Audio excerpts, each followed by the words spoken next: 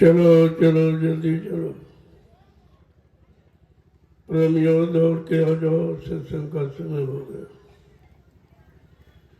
सब लोग सामने आके बैठो ताकि एक एक वचन आपकी समझ में आ जाए। तुमने सत्संग को बुलाया है, वचनों पर गौर ख्याल नहीं किया है, तुम इसीलिए समय पर भ्रमित हो जाते, इधर उधर भागने लगते हो, तुम्हारा निशाना छूट जाता है। इसलिए वचनों को बहुत संभाल और सामने बैठ के सुनो।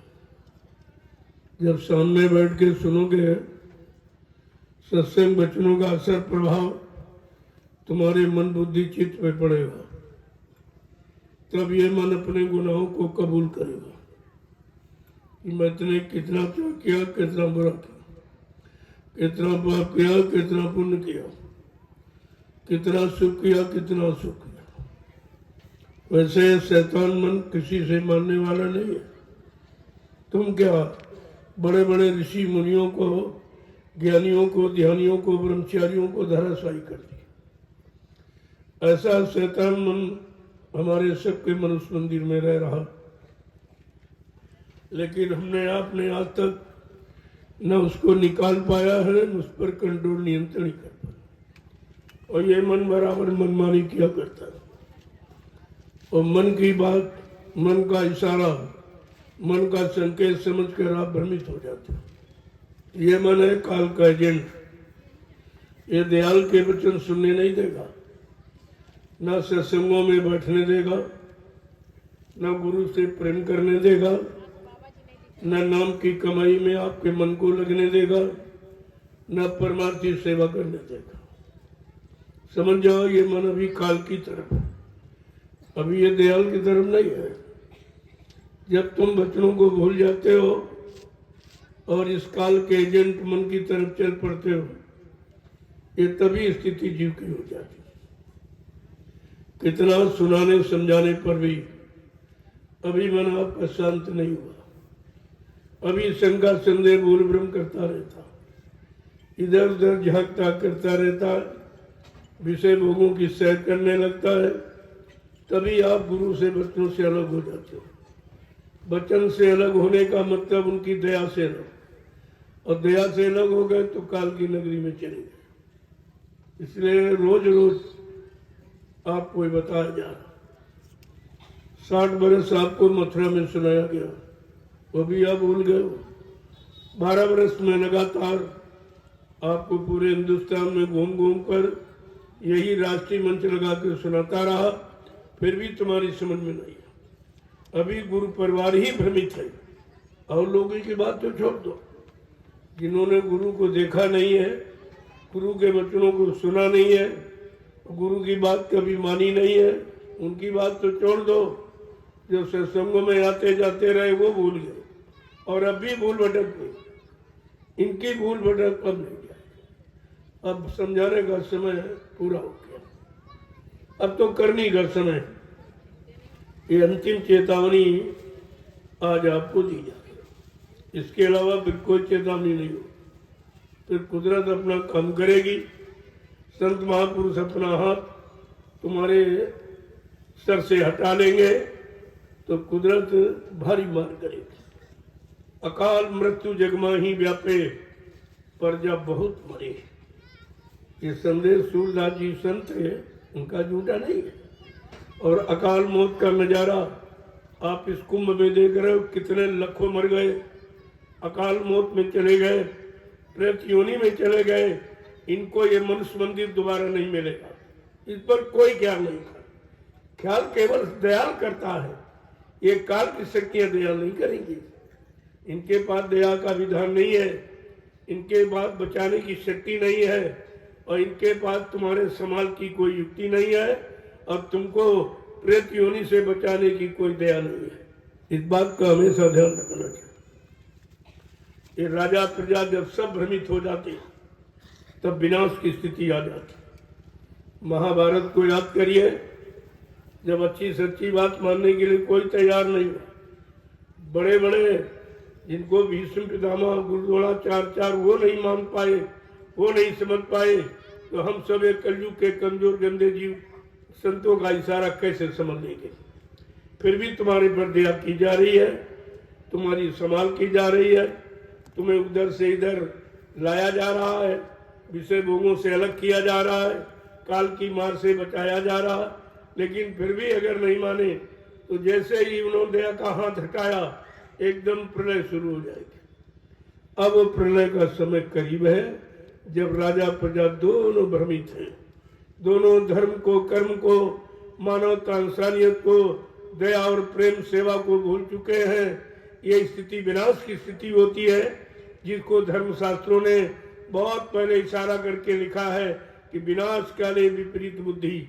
जब जिनका विनाश होने को होता है, उनकी बुद्धियां विपरीत दिशा में चली जाती, चाहे राजा हो चाहे प्रजा हो। ये नियम सब पर लागू है। तो आपको ये मौका मिला है, थोड़ा सा संदेश सुन लीजिए। पता नहीं फिर आपका शरीर न रहे या हमारा न रहे, इससे कोई जरूरी नहीं।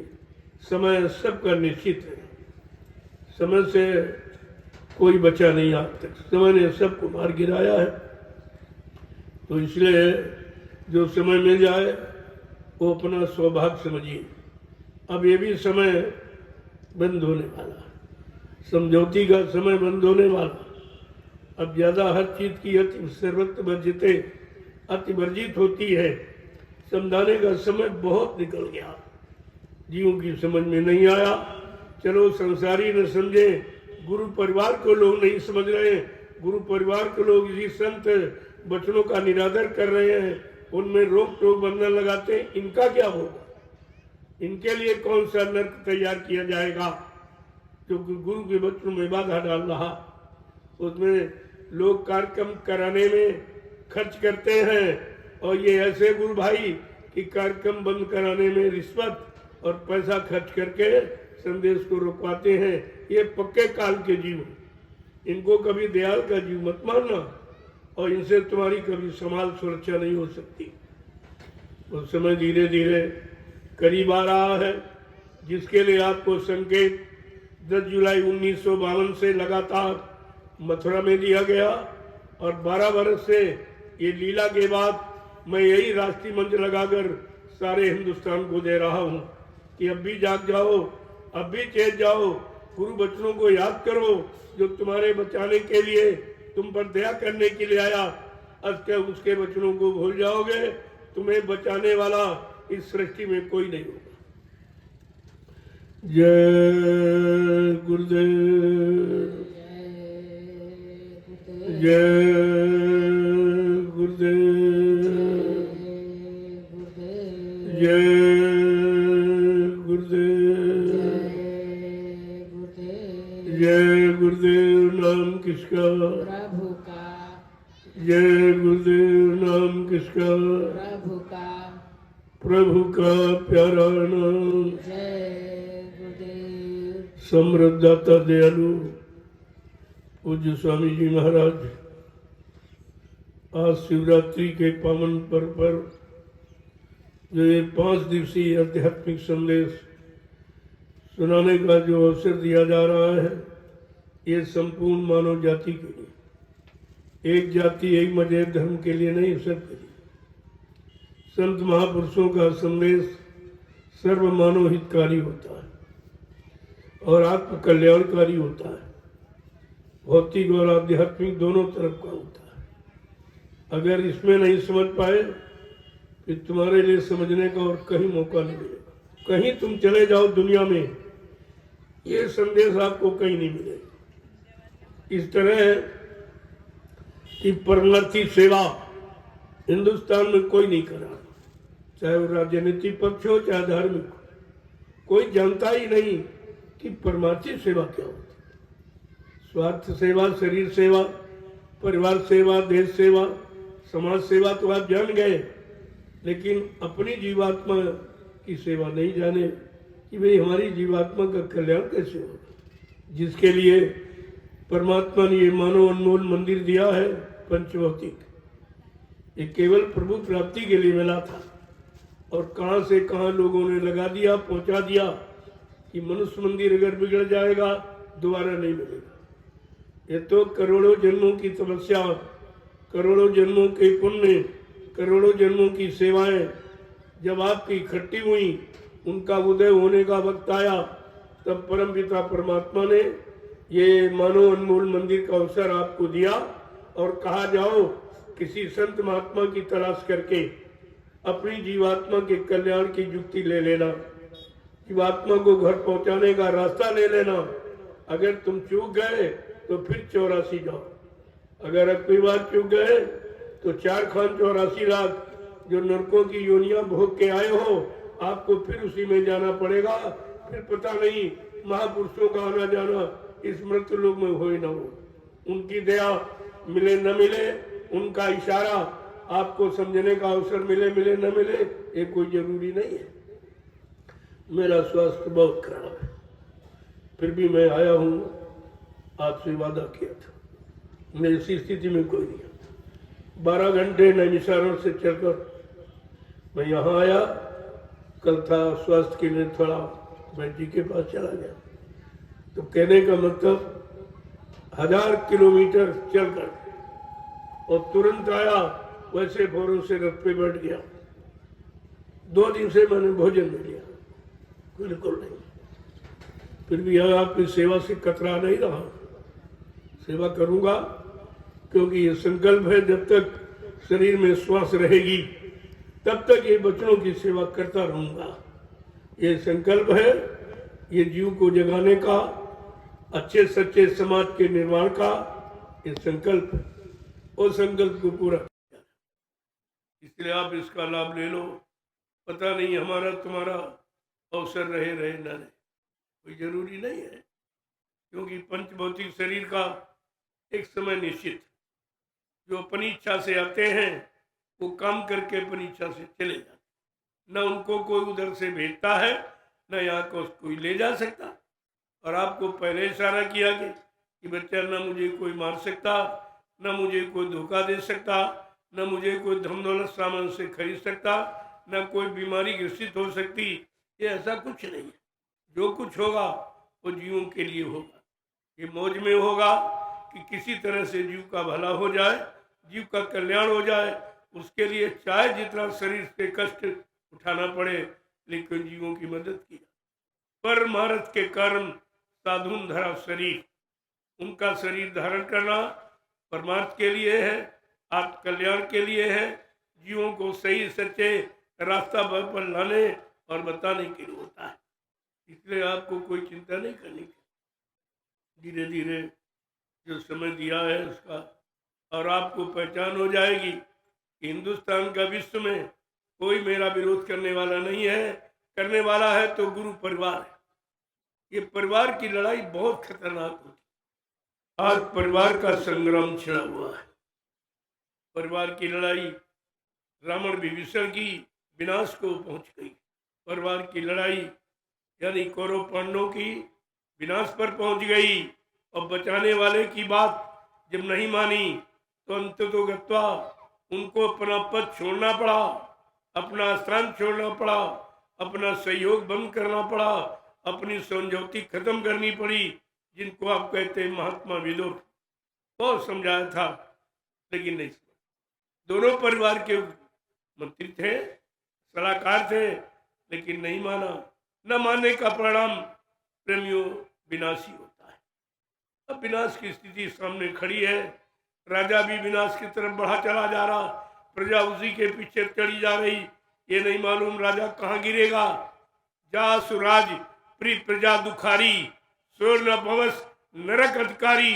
जिसके राज में प्रजा दुखी है, प्रजा परेशान है, प्रजा काल मौत में जाती है, वो राजा नरक में जाएगा। उस राजा के पीछे चलने वाले जीव नरक में चले जाएंगे। आपको धर्मशास्त्रों की बात सुननी चाहिए। धार्मिक कहलाते हो लेकिन करते नहीं। कहलाना करना बड़ा अंतर होता है। कहने वाला कभी करता नहीं और करने वाला कभी कहता नहीं है। वो तो करके दिखाएगा। और उसने कह दिया मैं कलयुग को भगाऊंगा और सतयुग को लाऊंगा। न कलयुग को भगाने में कोई रोक सकता है, न सतयुग के लाने में कोई हमें मना कर सकता है। ये काम कोई नहीं करेगा, लेकिन समझाना उनका फर्ज होता है, क्योंकि वो जानते हैं मानव शरीर की कीमत। और तो कोई नहीं जानता, सिर्फ संत महात्मा जानते हैं। ये मनुष्य मानव अनमोल मंदिर पंचभौतिक ये परमात्मा की प्राप्ति के लिए मिला है। अगर अब की बार जीव चूक गया तो 84 में चला जाएगा, फिर निकलना आपका बड़ा मुश्किल है। इसलिए एक एक वचन को ध्यान से आपके लिए मेहनत की जा रही है, जीवों के लिए मेहनत की जा रही है, प्राणियों के लिए मेहनत की जा रही है। एक के लिए नहीं, सारे जीवों की हिंसा हत्या पर मनुष्य की हत्या पर कोई नहीं बोल रहा, तो जीवों की हिंसा पर कौन बोलेगा? किसे मालूम है? ये राज किसी को नहीं। ये अंदरूनी राज है दया का। दया और रहम ये बाहर में नहीं होती, अंदर में होती। अगर अंदर में जिसके नहीं है, कहा दया धर्म नहीं तन में, मुखड़ा क्या देखे दर्पण में। तेरे अंदर दया धर्म नहीं है तो ये बाहर का शीशा दर्पण जो मान सम्मान अभिमान का देखने से इससे को क्या मिलेगा तुझे? तो महात्मा दोनों तरफ से मदद करते हैं, लेकिन दुनिया कोई लेने वाली नहीं। दुनिया बेचारी अकाल मौत की तरफ बढ़ती चली जा रही। आज इस कुंभ में कितने मर गए। जल में मुक्ति है। अरे जल मुक्ति दे देगा, पत्थर मुक्ति दे देगा, कागज पत्र मुक्ति देगा। ये नहीं जानते हैं कि मुक्ति संत चरण की दासी, मुक्ति संतों के चरणों में बैठी है। और ये बेचारे अज्ञानी जीव कोई पानी में डूब रहा है, कोई पत्थर में डूब रहा, कोई कागज में, कोई तीरथ में, कोई मूर्त में। इसके अलावा तो किसी ने आपको कुछ बताया नहीं कि मुक्ति है क्या, मुक्त कौन करेगा, मुक्ति जिंदा करेगा कि मुक्त मुर्दा करेगा, माफी जिंदा देगा कि मुर्दा देगा। इतनी भी बात तो लोगों की समझ में नहीं आई और ज्ञानी ध्यानी बनते। किस बात का ज्ञान तुम्हारा, किस बात का ध्यान ना अच्छा बुरा समझ पाए हो और ना इस जड़ चेतन की जानकारी कर पाए हो। तो प्रेमियों, ये विनाश का समय बड़ा खतरनाक है। इसमें बुद्धि पागल हो जाती है, स्वार्थ लोभ लालच में फंस जाती है, फिर सच्चाई अच्छाई को भूल जाती है, पाप और पुण्य को भी भूल जाती है और इससे बहुत दूर हो जाती है। आज जो नजारा आपके सामने है, धीरे धीरे आप देखते जाइए। महात्मा सूर्य ने गलत नहीं कहा था कि ऐसा समय आएगा, अकाल मृत्यु जगमा ही व्यापे, प्रजा बहुत मरी। आप देख लीजिए जगह जगह कितने मर रहे, कितने मर जाएंगे, बहुत थोड़े लोग बचेंगे। बाबा जी ने तो बहुत पहले इशारा किया था, सन 1980 से बराबर संकेत दे रहे हैं कि आगे का समय बहुत खराब, बहुत थोड़े लोग बच पाएंगे कुदरत की मार से। इतना बड़ा इशारा था। ये जमीन, दुकान, मकान, ये शहर, कस्बे, गांव, ये सब खाली पड़े रहे, कोई रहने वाला नहीं होगा। अब तुम आज 1 इंच जमीन पे झगड़ा करते हो, तुम्हें नहीं मालूम तुम जमीन पर रह पाओगे? यह जमीन तुम्हारी थी कि तुम्हारी है कि तुम्हारी रहेगी? न पहले थी, न अब है, न आगे रहेगी, क्योंकि तुम ही नहीं रहोगी। जब तुम ही नहीं रहोगे तो जमीन तुम्हारी कहाँ होगी? इसलिए महात्माओं के वचनों पर विचार करो। उनके वचन बड़े सारगर्भित होते, हृदय स्पर्शी, यानी बड़े मर्मी होते। अब इतनी जल्दी आप नहीं समझ जाओगे। 12 साल रहो संत की टोली, तब समझ में आवे एक बोली, तब एक बोली समझ में आवे। इतनी हेर फेर की, इतनी इशारों की भरी होती है। इसीलिए कलयुग के जीवों पर विशेष दया हुई। उसको 72 वर्ष का समय सुनने समझने के लिए दिया। इतना समय सृष्टि में किसी शक्ति ने नहीं दिया, फिर भी आप इस महाशक्ति को नहीं समझ पाए, इस दयाल पावर को नहीं समझ पाए कि कौन सा दयाल पावर लेके आया जो जीवों के लिए इतना समय दे रहा है। यहाँ तो एक घड़ी भी तुम्हारे लिए बेसी नहीं है, समय निश्चित है, उस समय पर आपको जाना ही पड़ेगा। लेकिन दयाल ने कैसी दया की कि आपका समय बढ़ा दिया, और फिर भी नहीं चेते तो सृष्टि में बचाने वाला कोई नहीं होगा। जय गुरुदेव। आज ये महाशिवरात्रि का पर्व 12 बजे रात्रि से लागू हो गया। भगवान शिव ने इसी रात्रि में अपने शिव तीसरे नेत्र को जगा लिया था, लेकिन आगे का गुरु न मिलने के कारण वहीं तक सीमित रहे।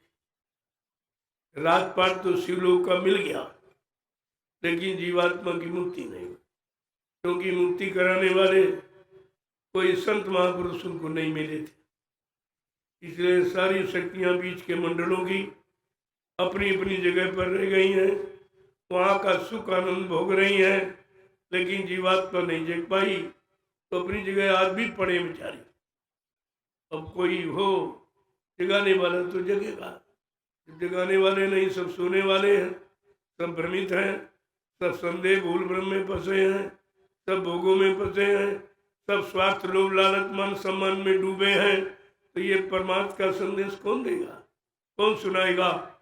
इस पर विचार करना चाहिए।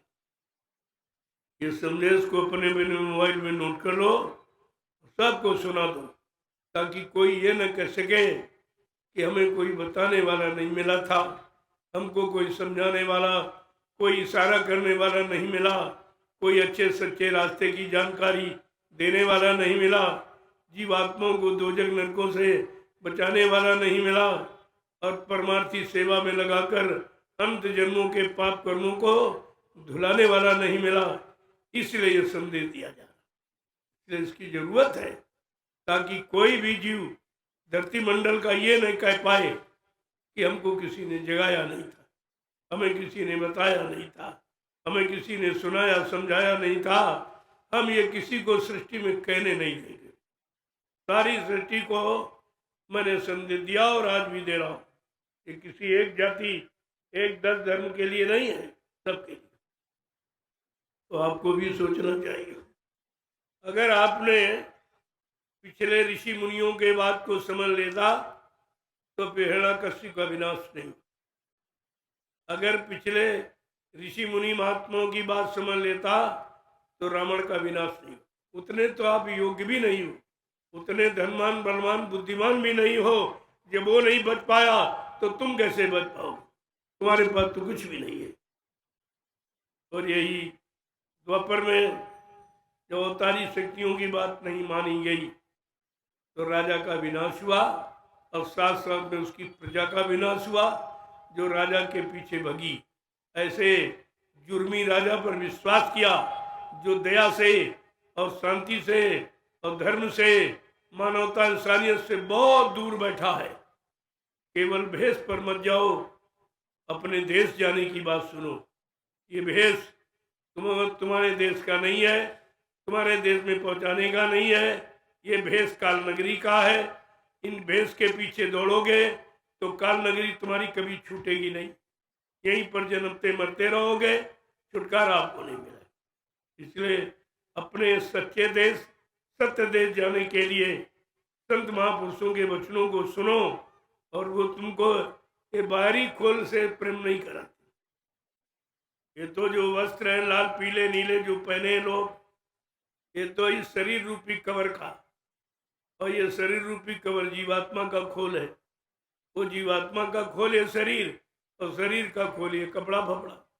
जब शरीर ही जल जाएगा कपड़ा भी जल जाएगा, न शरीर काम आएगा न कपड़ा काम। जो कपड़े के रंग के चक्कर में वो भी बेचारे फंस जाए, उनको भी कुछ नहीं मिला। जिसने की लिया उसने को नहीं मिला अभी तक। अगर परमात्मा मिल गया होता तो संसार की दौलत की तरफ कोई भागता, सांसारिक पदों की तरफ कोई भागता, संसारी मान सम्मान की तरफ कोई दौड़ता। लेकिन इनको परमात्मा की खबर भी नहीं है। लेना देना तो बहुत दूर, ये परमात्मा की खबर भी है।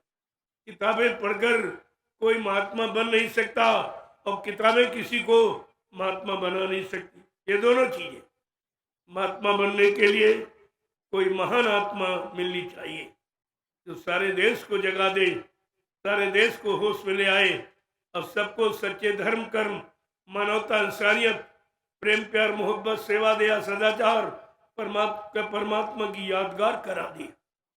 ऐसे महान आत्मा की जरूरत है। ये लाल पीले नीले कपड़े पहनने वालों की जरूरत, ये तो कबर है कबर, कबर से नहीं जीवात्मा से प्रेम। जीवात्मा का कोई कपड़ा नहीं, वो तो बिल्कुल नग्न आई थी, लेकिन बीच में नंगा उतारा नहीं जा सकता था, तो कहा इस पर कपड़े डाल दिए, कपड़े डाल दिए गए, क्योंकि नंगी नहीं भेजी जाएगी, मर्यादा है। हर मंडल मुकाम की मर्यादा है। हर मंडल मुकाम में जब आएगी तो उसी मंडल मुकाम का कपड़ा पहना दिया। जब जीवात्मा सत्यलोक से चली अपनी इच्छा से, इसमें मालिक की कोई इच्छा नहीं थी, उसने जिद हट किया कि एक बार हमको नीचे के लोगों को भेज दीजिए, बड़ी इच्छा देखने की। जब सतपुरुष ने वो तेरा मना किया, अरे देख पागल मत बन, नीचे सबसे नीचे काल माया का देश बहुत गंदा है, बहुत खराब। लेकिन इतनी प्रेरणा मजबूत उसको भर दी गई थी कि बार बार कहती नहीं नहीं, एक बार दया कर दीजिए, भेज दीजिए। कहा अच्छा तेरी हर जिद है तो जा चली जा। जब सत्यलोक से जीवात्मा को उतारा, वहां जीवात्मा पर कोई कपड़ा नहीं हो तो सब वहां सुरते ही सुरती। यहाँ कपड़ा इसलिए कि यहाँ दो विधि है, एक नर एक मादा।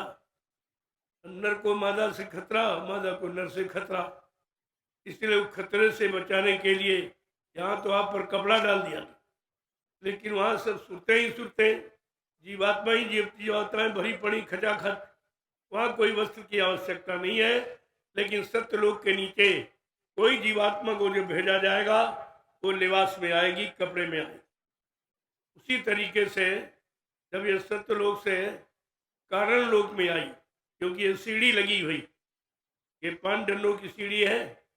जब कारण लोक में आई तो नंगा देखकर काला कपड़ा पहना दिया, इसके नीचे जब सतपुरुष में उतारा हम सब जीवात्माओं को, तो सूक्ष्म कपड़ा पहना दिया जो 9 तत्वों का, 9 तत्वों का सब स्पर्श रूप रसगंध चतुष्संताकरण मन बुद्धि चित्त और अहंकार, ये 9 यानी मतलब वो कपड़ा पहना दिया। और इसके बाद जब जीवात्मा को उतारा तो वो नीचे आई लिंगलोक में, इसी को देवलोक कहते हैं। इसमें 9 तत्वों 17 तत्वों का कपड़ा पहना दिया, 10 इंद्रियां, चतुष्संताकरण मन बुद्धि चित्त और अहंकार, ये 17 तत्वों का कपड़ा पहना दिया। जब जीवात्मा को, क्योंकि वो सबसे नीचे लोक को देखना चाहती थी, अब सबसे नीचे लोक में जब उतारा जिसे मृत्यु लोक कहते हैं, और संतों ने इसको सुसुप्त लोक भी कहा, भी कहा। जब यहाँ आई तो यहाँ उसको 5 तत्वों का कपड़ा पहना दिया ताकि हर लोक के कपड़े का ज्ञान हो जाए। ये कपड़ा पहना दिया 5 तत्वों का, 5 तत्वों का कपड़ा, जल पृथ्वी अग्नि वायु आकाश, ये 5 तत्वों का कपड़ा पहना दिया। अब जीवात्मा पर कितने खोल कवर हो गए? पहला कारण, दूसरा सूक्ष्म, तीसरा लिंग और चौथा स्थूल, ये 4 कवर पहना। जो 4 कपड़ों को उतारेगा या उतारा जानता है, उतारने की शक्ति सामर्थ्य रखता है, वो नामदान देगा, बाकी नामदान कोई नहीं दे सकता। और तुम ये भी भूल गए, एक सुनाने लगा, पीछे दौड़ पर नामदान दे रहा नाम। मैंने पूछा भाई कौन नामदान दे रहा? अरे संत महापुरुष ने तो 5 नाम आपको दे ही दिए, क्या इसके अतिरिक्त कोई और नाम दे रहा है? क्या 7 8 9 कोई नामदान दे रहा? कैसे तुम कह रहे हो? वो पहले भी सुनाता था और आज भी सुनाता है।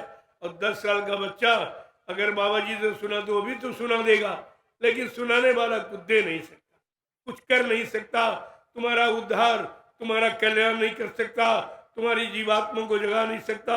ये काम वो करेगा जो करना जानता। ये सुनने वाला और पढ़ने वाला और सुनाने वाला, ये आपका काम नहीं है। लेकिन तुम ये भी तो भूल गए हो, अगर गुरु वचनों को याद करते तो तुम ठगे नहीं जाते, तुम्हें झूठ में और पाखंड बाह्य आडंबर में फंसाया नहीं जाता। लेकिन तुमने गुरु वचनों को भुलाया है, और गुरु को भुलाया है और गुरु की शरण को छोड़ा है, तो निश्चित तुम्हारा कल्याण होने वाला नहीं है और कोई कर ही नहीं सकता। इसलिए मैं अंतिम चरण में ये फिर आपको सलाह देना चाहता हूँ, समर्थ सदगुरु की तलाश करो, वो छुटकारा दिलाने। और यहाँ कोई राजा पाजा अर्जा प्रजा ज्ञानी ध्यानी वैज्ञानी है, इनके पास नहीं कुछ, ये सब किताबें पढ़ के बैठे, इन्होंने किया नहीं है, ना इनमें संयम है, ना कोई त्याग है, ना मतलब यानी सेवा है, कुछ नहीं, केवल स्वार्थ, केवल मान सम्मान, इसके अलावा कुछ नहीं है। मानी सम्मानी अभिमानी, न इनसे काम खुद उसका होगा, न वो तुम्हारा काम कर सकते। गोस्वामी जी महाराज ने इशारा करके जीवों के लिए रामचरितमानस उनको लिखनी पड़ी कि कलयुग का जीव बड़ा भ्रमित है, ये बेचारा कैसे जागेगा, और जगाने वाले संत आएंगे तो उनकी इसको पहचान नहीं है कि कौन संत है कौन असंत है, क्योंकि वो कोई अलग शरीर धारण नहीं करते हैं। शरीर तो पंचभौतिक रहेगा, अगर ये शरीर नहीं होगा तो आप उनकी बात नहीं समझ पाओगे, उनके इशारों को नहीं समझ पाओगे, उनकी दया को नहीं समझ पाओगे। इसलिए जीवों के हित के लिए उन्होंने मानव तन धारण किया है, नहीं धारण किया। इसलिए जब चाहेंगे मनुष्य खोल को छोड़ देंगे, अपने घर चले जाएंगे, जब उनका काम हो जाएगा तो अपने घर चले जाएंगे। जो उनकी बात मान लेगा, उनकी युक्ति समझ लेगा, वो भी शरीर छोड़कर अपने घर चले जाएंगे। तो ये चला चली का मेला है, ये रुकने वाला फंसने वाला नहीं, चला चली का मेला। जितनी जल्दी निकलो अपने घर पर। लेकिन अब ये बात किसी की समझ नहीं, क्यों? फिर ये वो धर्मशास्त्र गलत माने जाएंगे जिनमें पहले लिख दिया गया विनाश काले विपरीत बुद्धि।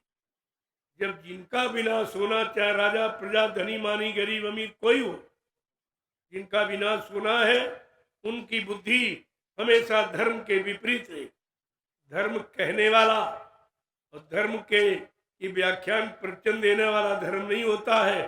धर्म धारित, जो धर्म को धारण करे, अपने आप को धार्मिक बना ले, अपने देश की प्रजा को धार्मिक बना दे, अपना आत्मिक कल्याण कर ले और देश की जनता को आपके कल्याण के रास्ते पर लगा खड़ा कर दे, उसको धार्मिक।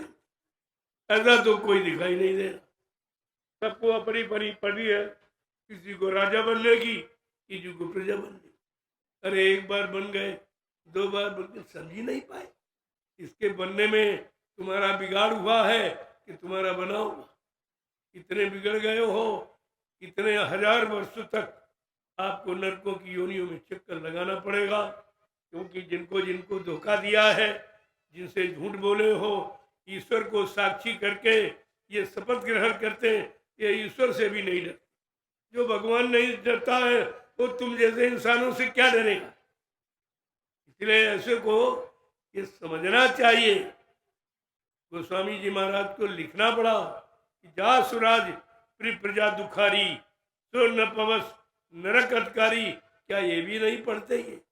वैसे तो श्री राम के पुजारी बनते हैं और श्री रामचरितमानस को बिल्कुल नहीं मानते, बिल्कुल अक्षर ही नहीं जानती कि राजा के लिए क्या लिखा संतों ने, कि तुम्हारा बचाव कैसे होगा, तुम्हारा उद्धार कैसे होगा, तुम्हारा आत्मिक कल्याण कैसे होगा, तुम्हारी प्रजा का की रक्षा कैसे होगी, प्रजा को नरकों से बचने से कैसे रोकोगे, ये सब तो लिख दिया गया। लेकिन कोई मानने वाला, कोई पहचानने वाला, कोई अपने ऊपर धारण करने वाला, लागू करने वाला तो है नहीं।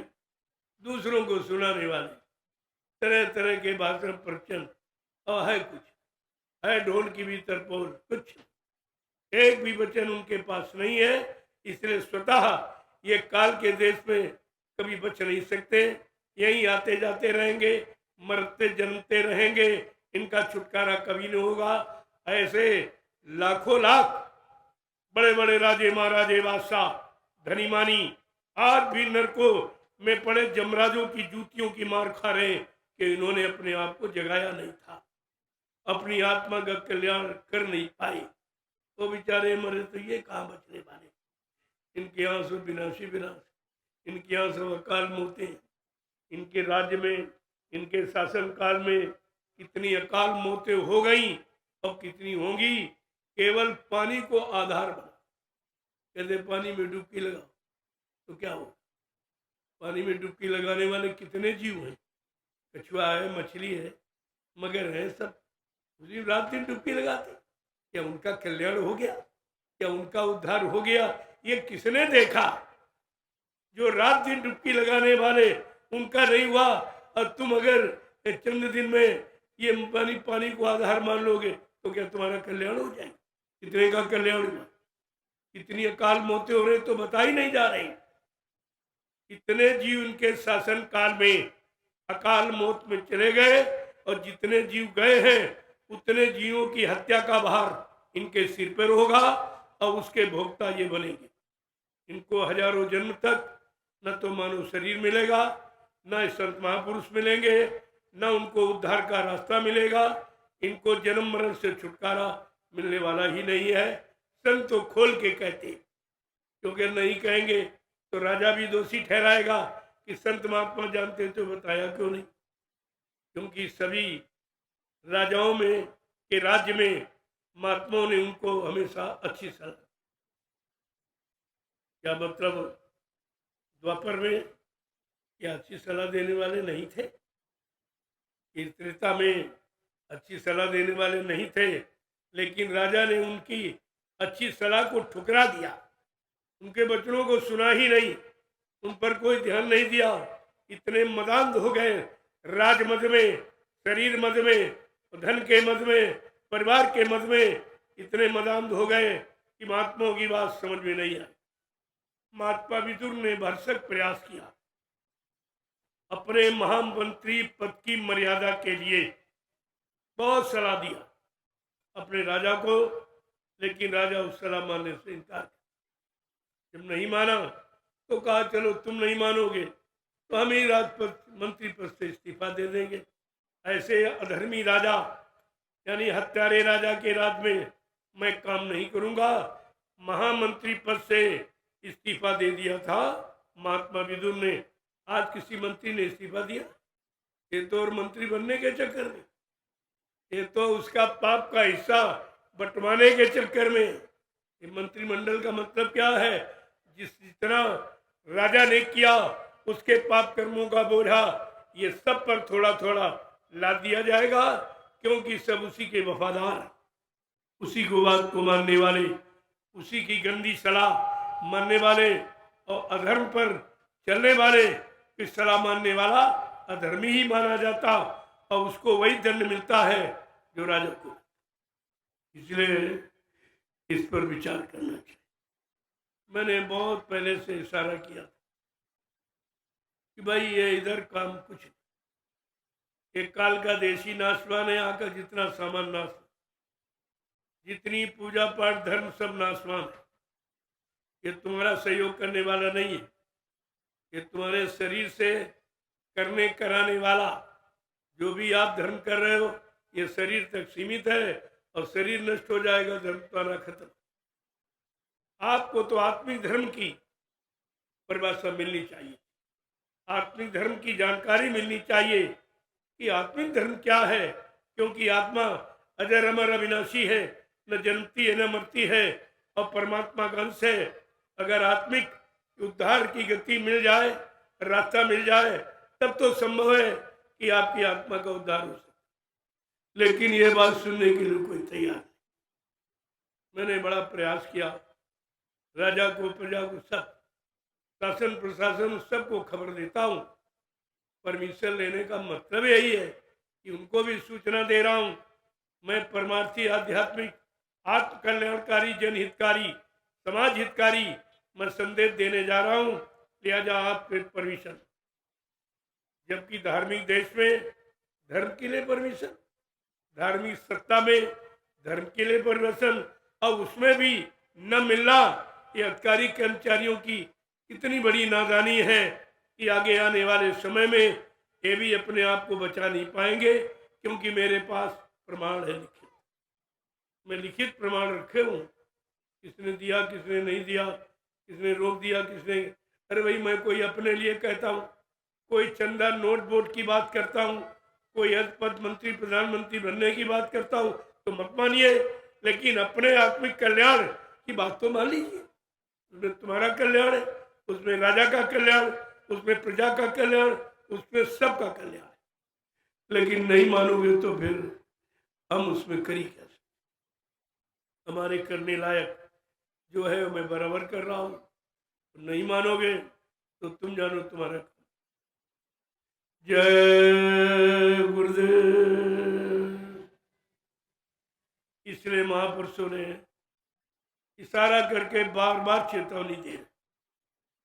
क्या कह रहे हैं कि अगर बात संतों की मानी जो होती, अगर बात संतों की मानी जो होती, तो सिर पे तुम्हारे मुसीबत न आती। तो सिर पे तुम्हारे मुसीबत न आती। देखो, एक तरह की नहीं मुसीबत, कितनी बड़ी बड़ी मुसीबत।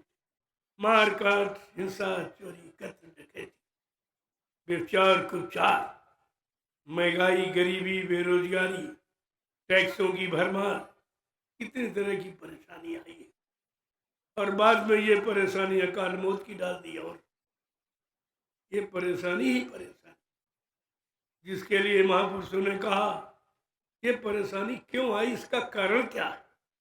जब तक कारण नहीं तब तक निवारण नहीं होगा, कोई नहीं कर सकता।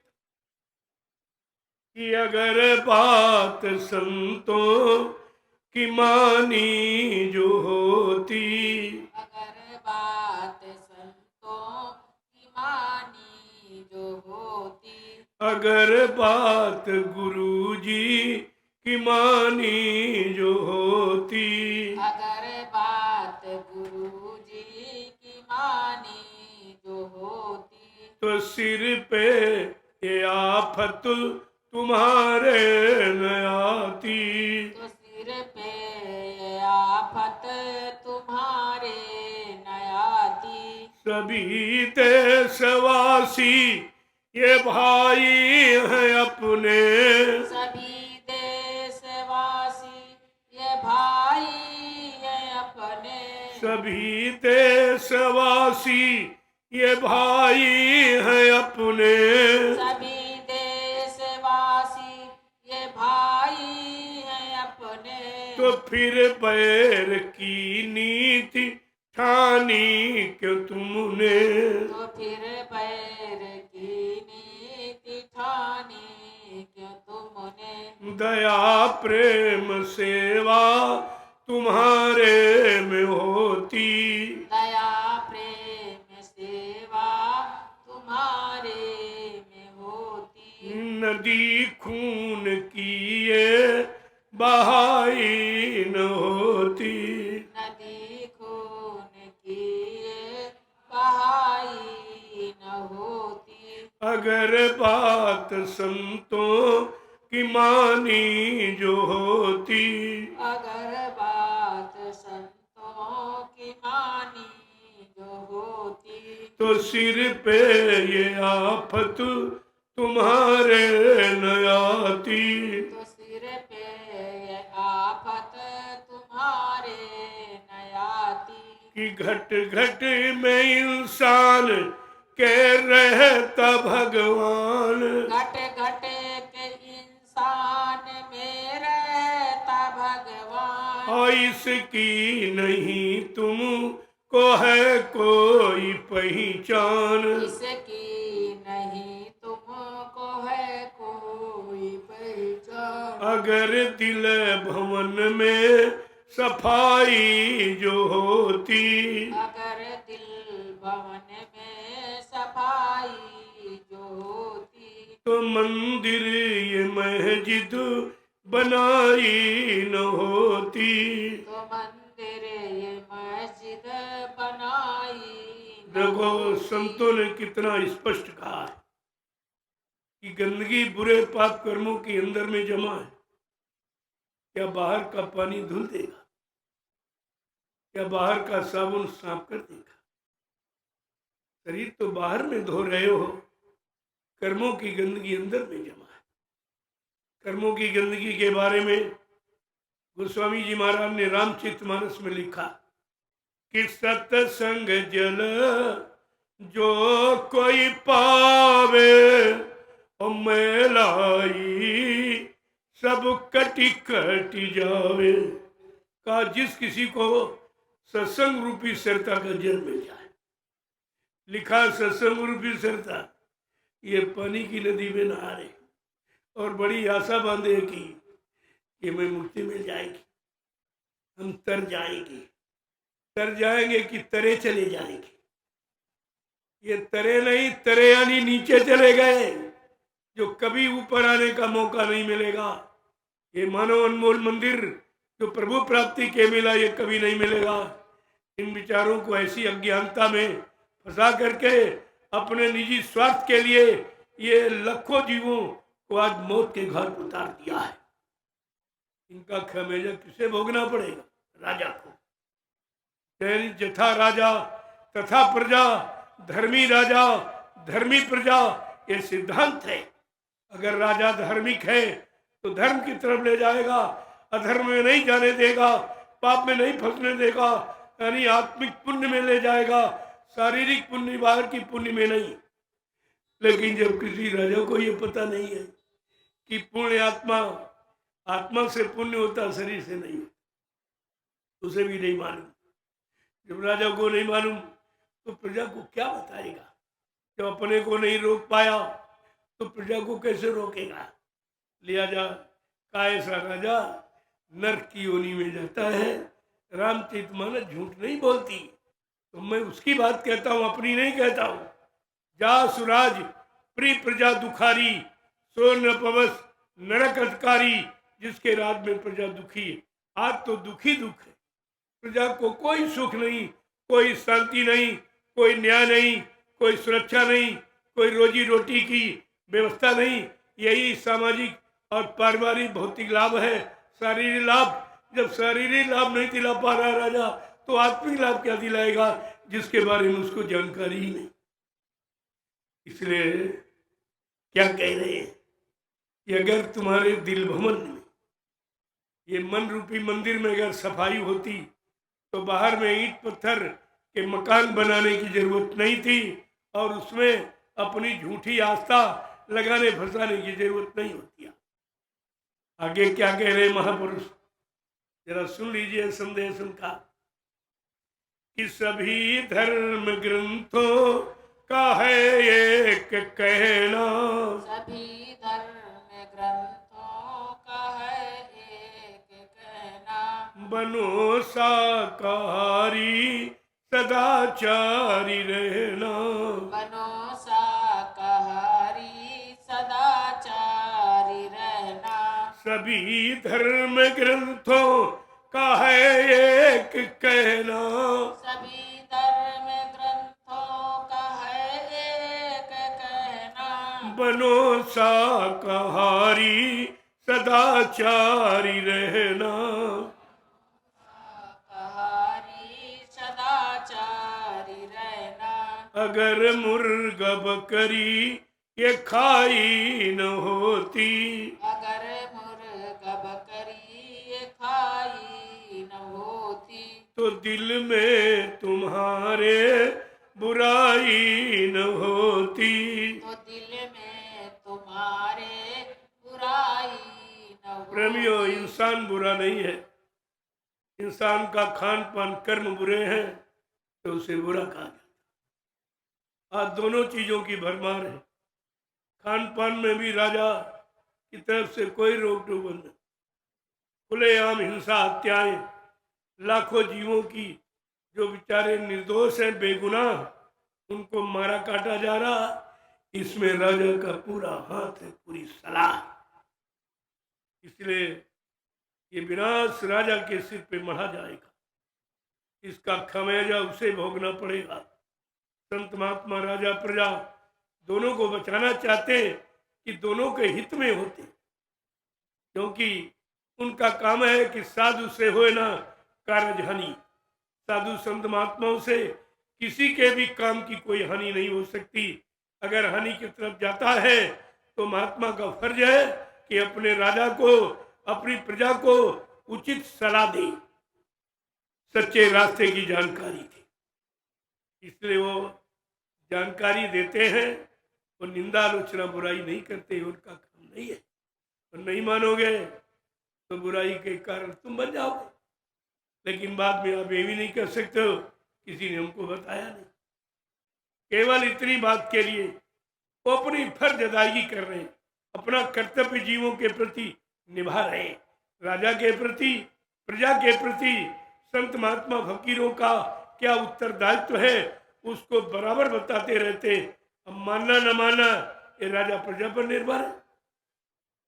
सभी धर्म ग्रंथों का है एक कहना, सभी धर्म ग्रंथों का है एक कहना, बनो शाकाहारी सदाचारी रहना, बनो शाकाहारी सदाचारी रहना, अगर मुर्गा बकरी ये खाई न होती, अगर मुर्गा बकरी ये खाई न होती, तो दिल में तुम्हारे बुराई न होती, तो दिल में तुम्हारे बुराई न प्रेमियों, होती। आज बुराई का कारण, खराबी का कारण, गंदगी का कारण, बुरे कर्मों की सजा पाने का कारण, अजीवों को नरक में जाने का कारण है गंदा खान पान।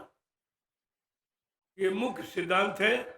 जैसा करो आहार वैसे बने विचार, जैसा खाओ अन्न वैसा बने तन मन, जैसा पीवो पानी वैसी हो बीमारी। ये त्रिदोष नाशक सिद्धांत है ये संत महापुरुष फकीरों का। नहीं मानोगे तो समझ से सजा पा जाओगे, मान जाओगे तो बच जाओगे। इसलिए संत महात्मा सबके होते हैं, उनके यहाँ न कोई जात पाती है, न छोटा बड़ा गरीब अमीर है, न हिंदू मुसलमान है, न स्त्री पुरुष है। इससे अलग खड़े हो। वो सबको अपना जीव मानते हैं और सबको जीवों से बुराई बचाने के लिए उसको हमेशा ये नवीनतम संदेश और नवीनतम उनके साथ दया का हाथ बराबर लगाए रहती है। इसीलिए वो जगाने के लिए आए हैं। वो प्रधानमंत्री, राष्ट्रपति, मुख्यमंत्री बनने के लिए नहीं है। सबसे बड़ी गंदगी, ये सबसे बड़ी गंदगी है। कितने करोड़ जीवों की गंदगी लाद रहे हो, कितने करोड़ बार अभी जन्म लेना पड़ेगा। पशु पक्षी, कीड़े मकोड़े, जंगली जानवरों की योनियों में। ये ऐसे नहीं कर्मों की अदायगी होगी। कर्मों की अदायगी के लिए काल भगवान ने ये कर्मों की व्यवस्था बनाई है और 4,84,00,000 नरकों की योनियां अपने अपने कर्मों के भुगतान के लिए बनाई है।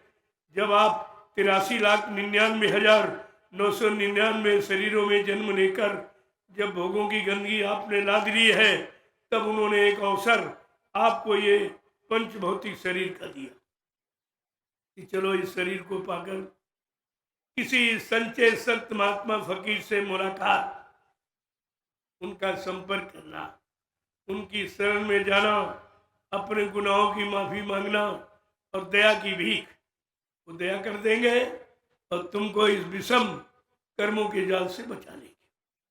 इसलिए उनका हमेशा संदेश जन जागरण के लिए होता और आज भी खुले मन से जन जागरण ही कर रहे और कहते हैं संपूर्ण जनमानस से कि नींद त्यागो जरा आँख खोलो, नींद त्यागो जरा आँख खोलो, नींद त्यागो जरा आँख खोलो, नींद त्यागो जरा आँख खोलो, कब तलक यूं ही सोते रहोगे, कब तलक यूं ही सोते रहोगे, पाप गठरी पटक दो जमी पर, पाप गठरी पटक दो जमी पर, पाप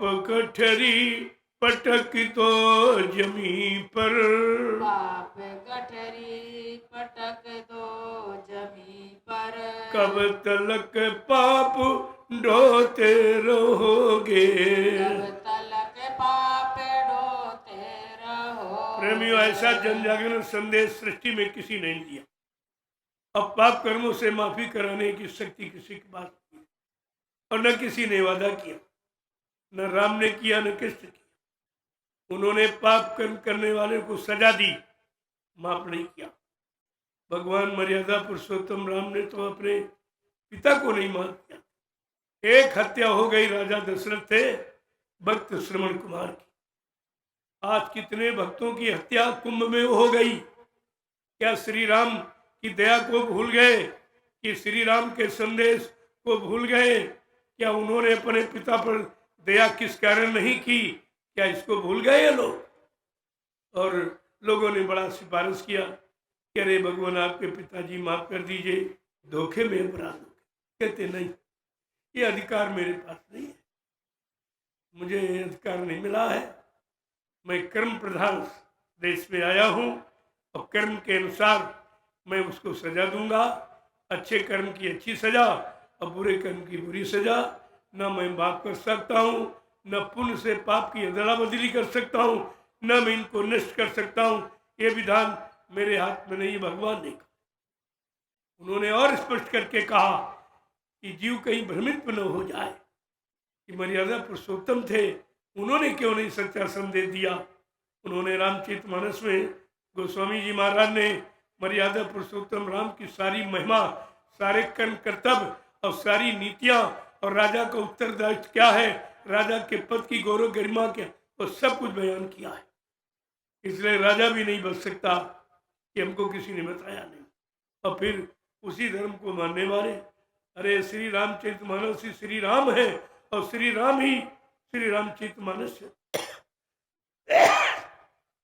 जब आप श्री राम की महिमा का ग्रंथ है, जब उसकी बात नहीं मानते हो तो तुम्हें मानते किसकी? केवल अपने मन की मनमानी करने के लिए। तो क्या कह रहे हैं? पाप गठरी पटक दो, तुम्हारे सिर पे जो अनंत जन्मों के पाप कर्मों का गट्ठर बांध के रखा, ये भी किसी ने उतारने का वादा नहीं किया। एक पाप कर्म दशरथ का भगवान राम ने नहीं माफ किया, तो पापों के गट्ठर को कौन उतारेगा? लेकिन समय के समृद्ध सदगुरु दाता दयालु क्या कह रहे हैं? पाप गठरी पटक दो जमीन पर। अब वक्त आ गया है, पापों की गट्ठर जो बांध के रखा, इसको उतार दो। आ गया उतारने वाला, इतना स्पष्ट कहने वाला, स्पष्ट संदेश देने वाला, जीवों को जगाने वाला, जीवों पर दया रहम करने वाला सृष्टि में आज तक कोई नहीं आया। ये प्रथम महापुरुष है। आगे क्या कह रहे हैं? एक एक वचन को देखिए, क्या कह रहे हैं कि रूप प्रभु का गुरु ने बनाया। रूप प्रभु का गुरु ने बनाया। प्रेमियों, ईश्वर परमात्मा का रूप नहीं, वो काल शक्तियों की महिमा में आता है, लेकिन प्रभु ये समृद्ध मालिक का रूप है। क्या कह रहे हैं? रूप प्रभु का गुरु ने बनाया। प्रभु का गुरु ने बनाया। जिसको बिरला कोई जान पाया, जिसको बिरला कोई जान पाया। ये है सत्य का ज्ञान ले लो। ये है सत्य का ज्ञान ले लो। बट रहा सत्य का ज्ञान ले लो। बट रहा सत्य का ज्ञान ले लो। वरना हरदम ही रोते रहोगे। वरना हरदम ही रोते रहोगे। नींद त्यागो जरा आंख खोलो। नींद त्यागो जरा आँख खोलो। कब तलक यूं ही सोते रहोगे। कब तलक यूं ही सोते रहोगे। पाप गठरी पटक दो जमी पर। पाप गठरी पटक दो जमी पर। कब तलक पाप ढोते रहोगे। कब तलक पाप ढोते रहोगे। काहे भूले भाले इंसानों, तुम्हारी जीवात्मा के कल्याण के लिए उन्होंने मानव तन धारण किया है। अपना खुशनुमा देश, चेतन देश, प्रकाश में चेत देश को छोड़कर इस गलीज गंदगी वाले काल माया के देश में अपनी जीवात्माओं के कल्याण के लिए उन्होंने मानव तन धारण किया। क्या कह रहे हैं? अगर अब की बार आप नहीं जागे चेते, फिर 84 लाख नरकों की योनियों से कोई बचा नहीं पाएगा। क्या कह रहे हैं आगे? कि वेद प्रभु का गुरु ने दिया है। वेद प्रभु का गुरु ने दिया है। वेद प्रभु का गुरु ने दिया है। वेद प्रभु का गुरु ने दिया है। जिसने समझा वो अपना लिया है। जिसने समझा वो अपना लिया है। ये है मुक्ति का मार्ग ले लो। ये है मुक्ति का मार्ग ले लो। ये है मुक्ति का मार्ग ले लो। ये है मुक्ति का मार्ग ले लो। वरना आते ही जाते रहोगे। वरना आते ही जाते रहोगे। का तुम्हारे हित में आज प्रभु ने मानव तन धारण किया है। अनामी महाप्रभु गोस्वामी महाराज ने उत्तरकांड में यह भी इशारा दिया, एक अनी अनामा अज सत्यानंद प्रभु धामा। एक ही अनामी धाम है, वहाँ एक अनामी महाप्रभु है जब अनामी महाप्रभु मानव चोला धारण करके मृत्यु लोक मंडल पर आएंगे, प्रभु नाम को जगाएंगे, सिद्ध करेंगे, प्रभु नाम का प्रचार कराएंगे, प्रभु नाम से जीवात्माओं को जगाएंगे, प्रभु नाम का बेड़ा भवसागर में लगाकर जीवात्माओं को प्रभु धाम पहुंचाएंगे, तब जीवात्माओं का आवागमन समाप्त हो जाएगा। प्रेमी ऐसे जाने वाला नहीं। ये पानी में डुबकी लगाना, पत्थर में सिर झुकाना, ये मुक्ति नहीं देता है। ये मुक्ति के स्थान नहीं है। ये तो काल की शक्ति के अनुसार फंसने के स्थान है। आगे क्या कह रहे हैं, एक एक चीज को कैसे समझा के कह रहे हैं कि सतगुरु सतयुग का गुरु ने पीटा ढिंढोरा, सतयुग का गुरु ने पीटा ढिंढोरा। देखो अनोखे महापुरुष का अनोखा सिद्धांत, ना तो ये राम ने दिया, न कृष्ण ने, किसी ने नहीं सिद्धांत दिया। युग परिवर्तन की आवाज किसी ने न लगाई कि युग परिवर्तन के बस का नहीं है।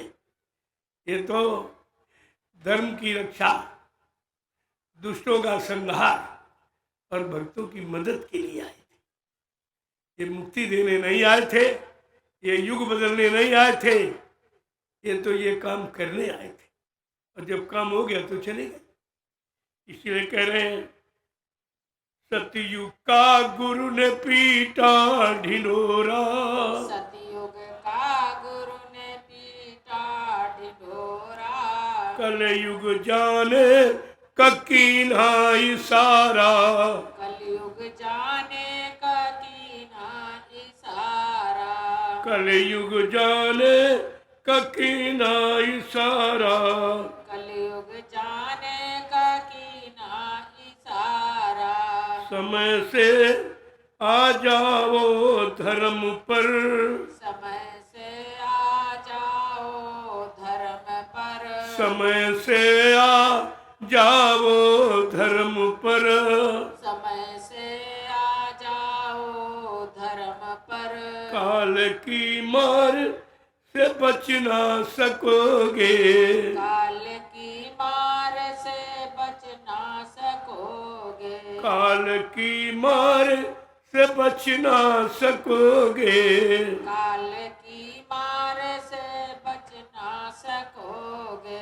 नींद त्यागो जरा आँख खोलो, नींद त्यागो जरा आँख खोलो। कब तलक यूं ही सोते रहोगे, कब तलक यूं ही सोते रहोगे। प्रभु सोने का मतलब है भोगों की प्रगाढ़ निद्रा में सोकर मानो अनमोल जीवन को क्यों खराब कर रहे, फिर ये दोबारा मिलेगा नहीं।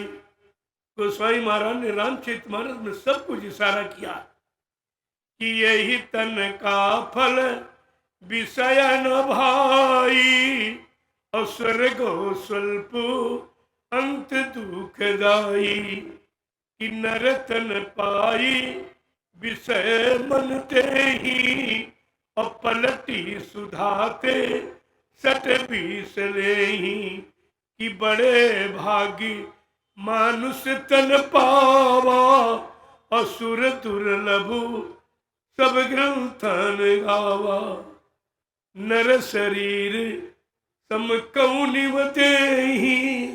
कहते मानो अनमोल शरीर कि जैसी कोई देह नहीं है, न पशुओं की, न पक्षियों की, न कीड़ों मकोड़ों, न जंगली जानवरों की। इन शरीरों में जीवात्मा को परमात्मा से मिलने का अधिकार नहीं है। क्यों? कोई शरीर एक तत्व का, कोई दो तत्व का, कोई तीन तत्व का, कोई चार तत्व का, लेकिन ये पंचभौतिक अनमोल मानव शरीर पांचों तत्वों से परिपूर्ण है। ये इसलिए ये पांचों नाम की साधना करके अपनी जीवात्मा को घर पहुंचा सकता है। कितना बड़ा अधिकार मिला, लेकिन अधिकार को न राजा जनता न प्रजा। क्या कह रहे हैं आगे, ये तुम हो चंद रोजा मुसाफिर, तुम हो चंद रोजा मुसाफिर। मुसाफिर तुम हो चंद रोजा मुसाफिर, तुम हो चंद रोजा मुसाफिर कोई रहने न देगा यहाँ पर। कोई रहने न देगा यहाँ देखो पर। संतों ने क्या कहा है, तुम्हारा ये चंद रोजा मुसाफिर खाना है। 100 साल का समय मिला है मित्रों कलयुग में, उसमें से किसी का 50, किसी का 60, 70 निकल गया, कितना बचा है विचार करो। 100 बरस में 70 तो गंवा दिया, खाने पीने, बाल बच्चों में, परिवार में, ईमान सम्मान अधिकार में, और जो मूल अधिकार था मानव अनमोल मंदिर का, प्रभु प्राप्ति का, उससे तो तुम लाखों को दूर खड़े हो। तो क्या कह रहे हैं समझा के, ये समय फिर आपको नहीं मिलेगा और तुमको कोई यहाँ रहने नहीं देगा।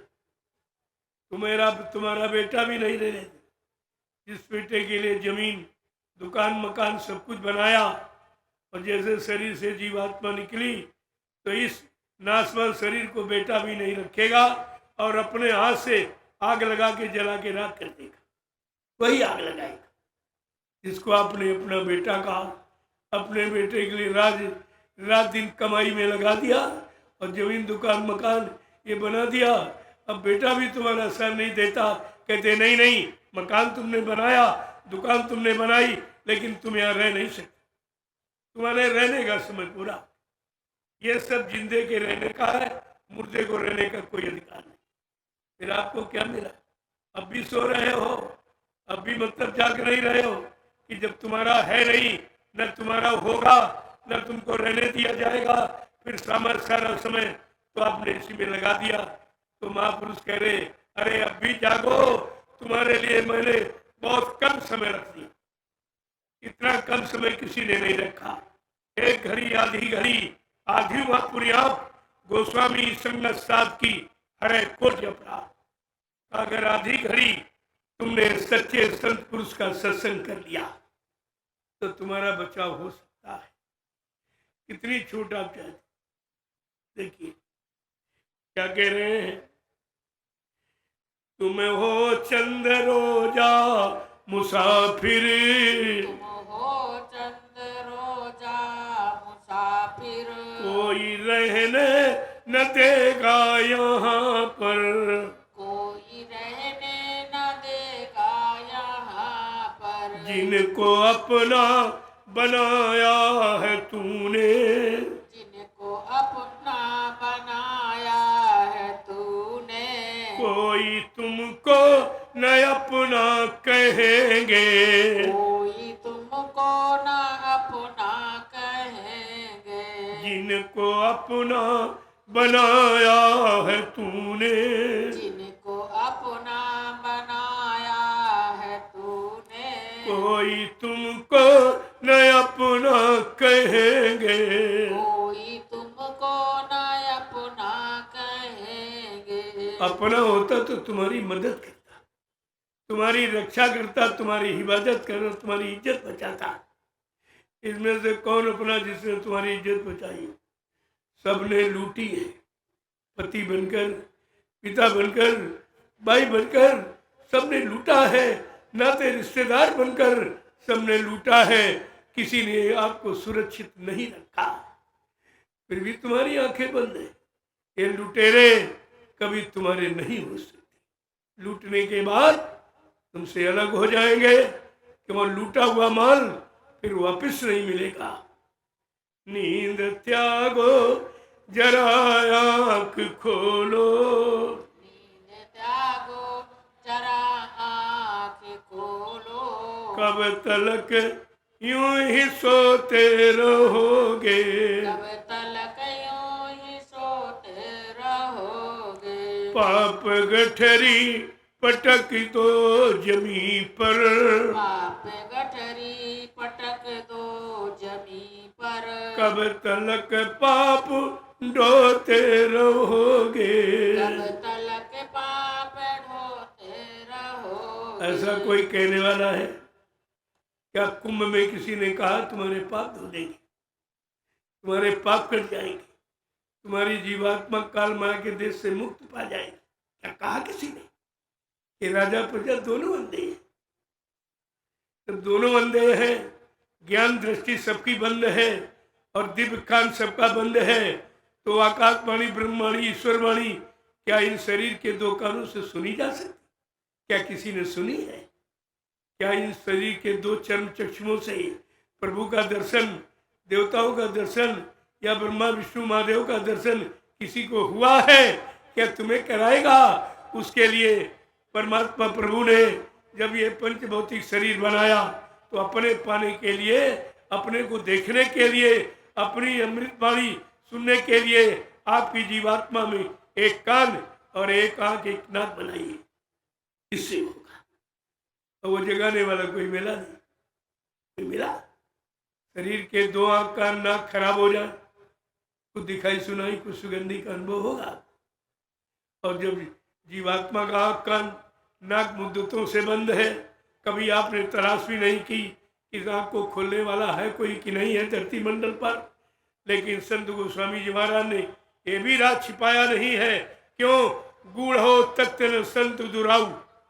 परमात्मा जीवात्मा के गूढ़ राज को संत महात्मा कभी छिपाते नहीं है, खोल के पटल पर रख देते हैं।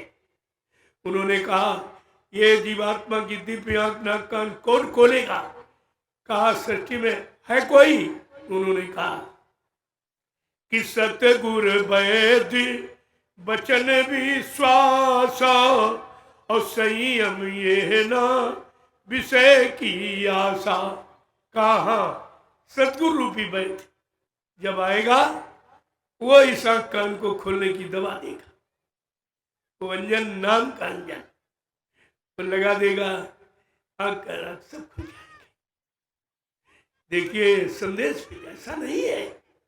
कलयुग के जीवों को जगाने और ब्रह्म ज्ञानता से हटाने के लिए संत गोस्वामी जी महाराज ने रामचरितमानस की रचना किया और उत्तर कांड में तुम्हारे जीवन के सारे प्रश्नों का उत्तर और सारी समस्याओं का समाधान लिख के बता दिया कि करण धार सतगुरु दृढ़ नावा और दुर्लभ काज सुलभ करी पावा।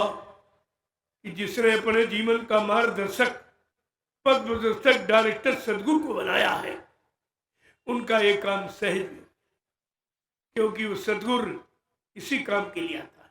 गुरु समझाने के लिए, पाप उनकी पहचान कराने के लिए आता है, लेकिन सदगुरु जीवात्मा को जगाने, परमात्मा से मिलाने के लिए आता है और अनंत जन्मों के पाप कर्मों को हटाने के लिए आता, मिटाने के लिए। लेकिन जब आप सुनोगे सदगुरु संदेश तो रामचरितमानस को मानता सारे विश्व में इसी कारण है कि उसमें काल मत नहीं, दयाल मत, संत मत है। उसमें काल की पूजा नहीं है, उसमें दयाल की पूजा है। दयाल देश जाने की साधना और यहाँ पूजा है काल देश में बार बार जन्म लेने की। इन बातों को समझना चाहिए। ये सब रामचरितमानस में 500 वर्षों से वर्णित, आज से नहीं, 500 वर्षों से आपको सत्य का संदेश रामचरितमानस के माध्यम से दिया गया। लेकिन ये श्री राम को मानने वाले ही रामचरितमानस को जानते नहीं, केवल पढ़ना और सुनाना और भाषण, स्पीच, प्रवचन करना, स्वार्थ, लोभ, लालच, मान सम्मान, हर, इसके अलावा कुछ नहीं जानते। वो तो संतों की रचना है। कोई संत श्रेणी पर आया होगा, वही इस रचना का बखान कर सकता, उस संत रचना को समझा सकता और तुम्हारे अंदर संत वचनों को प्रवेश करके सत्य देश पहुंचाने की शक्ति, सामर्थ्य दे सकता। जय गुरुदेव, जय गुरुदेव, जय गुरुदेव, जय गुरुदेव। नाम किसका? प्रभु का, प्रभु का प्यारा नाम। जय गुरुदेव। अब आप लोग खड़े हो जाओ, खड़े हो जाओ प्रेमियों। आज सत्संग का पहला दिन है, अभी बहुत प्रेमी आ रहे हैं। महाशिवरात्रि का पावन पर्व कल है। वैसे आज 12 बजे रात से प्रारंभ हो जाएगा और कल 12 बजे तक रहेगा।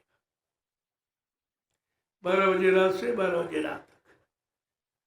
इसलिए वो संदेश तो कल दूंगा आत्मिक जागरण का, जब सब प्रेमी इकट्ठे हो जाए।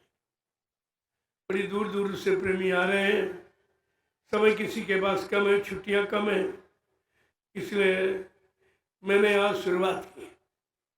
अब आप शुरुआत से अंदाज लगा लो कि 4 दिन कैसा संदेश होगा, जो धरती मंडल पर कहीं नहीं, कोई नहीं देगा, किसी के पास है ही नहीं। जब ये आत्मिक दौलत, आत्मिक कमाई किसी ने नहीं की तो आपको देगा क्या? इसीलिए समय की चीज को समय से ले लो तो तुम्हारा समय का काम हो जाएगा, वरना पछताना पड़ेगा। मैं तो सबसे याचना प्रार्थना वंदना करता, क्या देश का राजा हो चाहे प्रजा, अब वो अच्छी सच्ची बात सुनना नहीं चाहते, वो अपनी निंदा आलोचना का विषय समझते हैं, तो ये उनकी मानसिकता है। लेकिन महात्मा की नजर में कोई अपना पराया नहीं, कोई गैर नहीं, सब अपने हैं, ये भाव सबों में भरती है।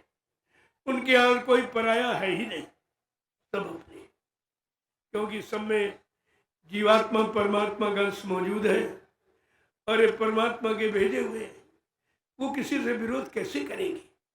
लेकिन बचाने के लिए सब कुछ परहेज किया जाता है। डॉक्टर वैद्य हकीम अगर परहेज न बताए तो बीमारी को खत्म नहीं कर सकता। इसीलिए दुखों से निवारण और नरकों से मुक्ति दिलाने के लिए चाहे राजा प्रजा सबको संत महात्मा बराबर संदेश देते रहते, ताकि कोई ये न कहे कि भाई हमारे लिए तो किसी ने कुछ कहा नहीं, क्यों यहाँ तो अपनी गद्दी, अपना मान सम्मान, अपना पद, अपना लोभ लालच, इसी मिट्टी के शरीर को बनाए रखने के लिए इसी में जुटे पड़े हैं। लेकिन इनको वो खबर नहीं है कि मानव अनमोल मनुष्य मंदिर परमात्मा की प्राप्ति के लिए मिला है। अब वो परमात्मा इसी ईंट पत्थर मकान में समझ, अरे परमिन से पूछो, परमात्मा चेतन की जड़ है, आत्मा चेतन की जड़ है, शरीर जड़ है कि चेतन है? इतनी भी जानकारी अगर हो जाती तो जड़ में अपना बहुमूल्य कीमती पंचभौतिक शरीर को बर्बाद नहीं करते, जरूर चेत जाते और इस मानव अनमोल शरीर में अपनी जीवात्मा का कल्याण करके 4 खान 84 नरकों की योनियों से मुक्ति पा जाती। जय गुरुदेव, जोर से बोलो, सब मिल बोलो, बोलना होगा, अभी से बोलो, दुख दर्द हरेंगे, सब कष्ट मिटेंगे, सुख शांति भी देंगे, सबके दाता, सबके मालिक, प्रेम से बोले, ये नाम नहीं इंसान का, ये नाम है प्रभु का। देखो प्रेमियों, मोटी बात, अगर गंगा जमुना तो आदिकाल से बह रही, अगर इनसे पाप धुल जाती, धर्म की स्थापना हो जाती नहाने धोने में, तो हरि नाम से अवतार क्यों लिया? क्या जरूरत थी? वो अवतार किस लिए आया? त्रेता में रामा अवतार क्यों हुआ? कृष्ण अवतार द्वापर में क्यों हुआ? अब कलयुग में संत अवतार क्यों हुआ? अगर इस जड़ व्यवस्था से चेतन जीवात्मा का भला कल्याण हो जाता तो इन शक्तियों को चेतन रूप धारण करके, मानव रूप धारण करके क्यों आना पड़ा? इन मानव इंसानों में बैठी जीवात्मा के कल्याण के लिए आना पड़ा। तो अपना काम करेंगे, तुम मानो न मानो, खुशी आपकी, हम मुसाफिर हैं, अपने घर जाएंगे। हम कोई मनवाने थोड़ी आए, हमारा कोई स्वार्थ लोभ लालच नहीं है। हम तो चिताने जगाने आए हैं, जो हमको ड्यूटी दी गई है, जो संदेश दिया गया है, महाप्रभु ने संदेश देकर भेजा है कि जाओ हमारा संदेश संपूर्ण मानव इंसानी जात को दे देना, और सब जीवों के बचने बचाने का भी संदेश साथ में शामिल करना। इसलिए मैंने शाकाहारी सदाचारी बनने का भी संदेश अपने संदेश में शामिल किया है। ये संदेश कोई नहीं दे रहा, न राजा दे रहा, न प्रजा, न मंदिर, न मस्जिद, न गिरजाघर गुरुद्वारा, न गंगा जमुना, न तीर्थ, ये कहीं से कोई संदेश नहीं दे रहा, जबकि इसकी जरूरत है। यहाँ जरूरत की चर्चा कोई नहीं करता, वो चर्चा करता जिसमें खर्चा ही खर्चा और लाभ एक पाई का भी नहीं। आपको इस पर विचार करना चाहिए। जय गुरुदेव। आज के प्रथम संदेश को मैं इस विराम दे रहा हूँ। लोग इतना स्वास्थ्य खराब होने के कारण मैंने आपकी सेवा से अलग नहीं हुआ, क्योंकि मेरा प्रथम कर्तव्य है जन जागरण, एक अच्छे सच्चे ईमानदार चरित्रमान समाज की स्थापना कर। मेरा संदेश कोई राजा बनने का, कुछ मतलब बनने का नहीं है। बनता वही जो बिगड़ता है। यहाँ बनने की बात नहीं की जा रही, यहाँ अपने घर चलने की बात की जा रही। जहाँ बनाओ बिगाड़ हमेशा का समाप्त हो जाए, अपने घर चलो, फिर वहां से न कभी बनने बिगड़ने वाले देश में आओगे, न जन्म होगा न मृत्यु होगा। ऐसे देश की जीवात्मा अपने घर पहुंच जाए। हम तो वो बात बताने आए, इसलिए मेरा किसी से कोई स्वार्थ नहीं, कोई लोभ लालच नहीं है। तुम्हारा भला हो जाए, तुम्हारा कल्याण हो जाए, तुम्हारा मन शांत हो जाए, न इधर उधर भगे। इसलिए इसको सही अच्छे तरीके से लगाया जा रहा। जहाँ जहाँ जाता है, जहाँ जहाँ खराब होते वहीं से आपको अनुभव करा दिया। देखो यहाँ से खराब हो गए, लेकिन अब देख लिया खराबी खत्म, अब खराब नहीं हो पाओगे। इसलिए तो आपको सोचना चाहिए। देखो कल का संदेश थोड़ा समय से प्रेमी आ जाएंगे। धूप के कारण मैं थोड़ा समय ले लेता हूँ। धूप में आप कैसे बैठ पाओगे? अभी तो आपके अनुसार मैं समय देता हूँ। अगर मैं अपने अनुसार दूं तो तुम्हें आप कोई टिक नहीं पाओ, सब भाग जाओ। अभी कोई ऐसा नहीं जो टिक सके। अगर हो जाता तो सदियों में इतनी देर थोड़ी लगती।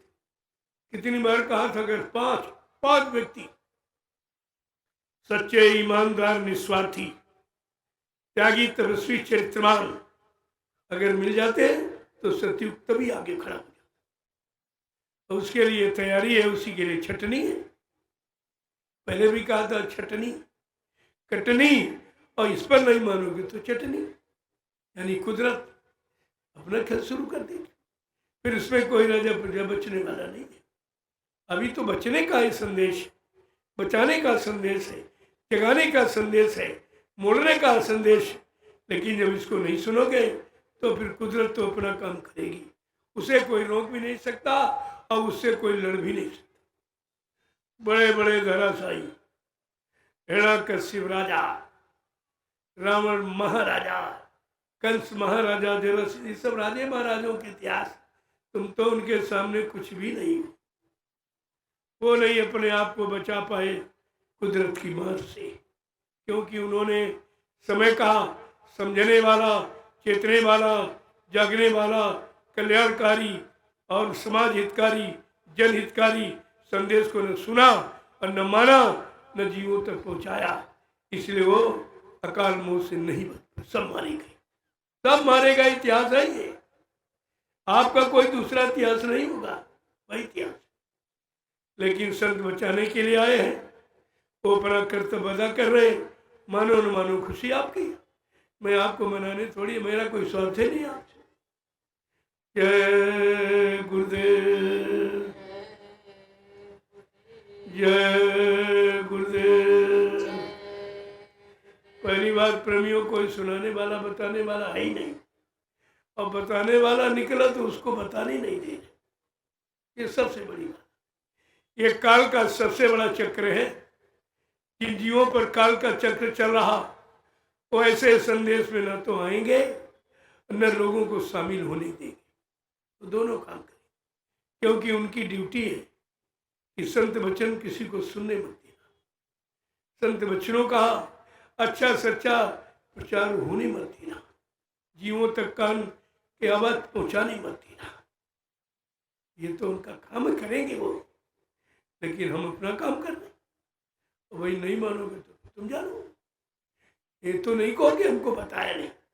इसलिए मैं समस्त गुरु परिवार से प्रार्थना करके कहता हूँ, कम से कम तुम तो गुरु महिमा को जानो। जय गुरुदेव नाम का उच्चारण भी करते हो और विरोध भी सत्संग करते हो। ये कौन सी भक्ति तुम्हारी? कल आपसे पूछूंगा भक्ति के बारे में। कल आप मथुरा जाते थे, किस काम के लिए जाते थे, क्या करने जाते थे, क्या लेने गए थे, क्या लेके आए हो, ये सब कल पूछूंगा। कल समूची संगत आ जाएगी, तब सबसे पूछूंगा। मैं तो पूछने ही आया हूँ और कुछ बताने भी आया। जय गुरुदेव, जय गुरुदेव,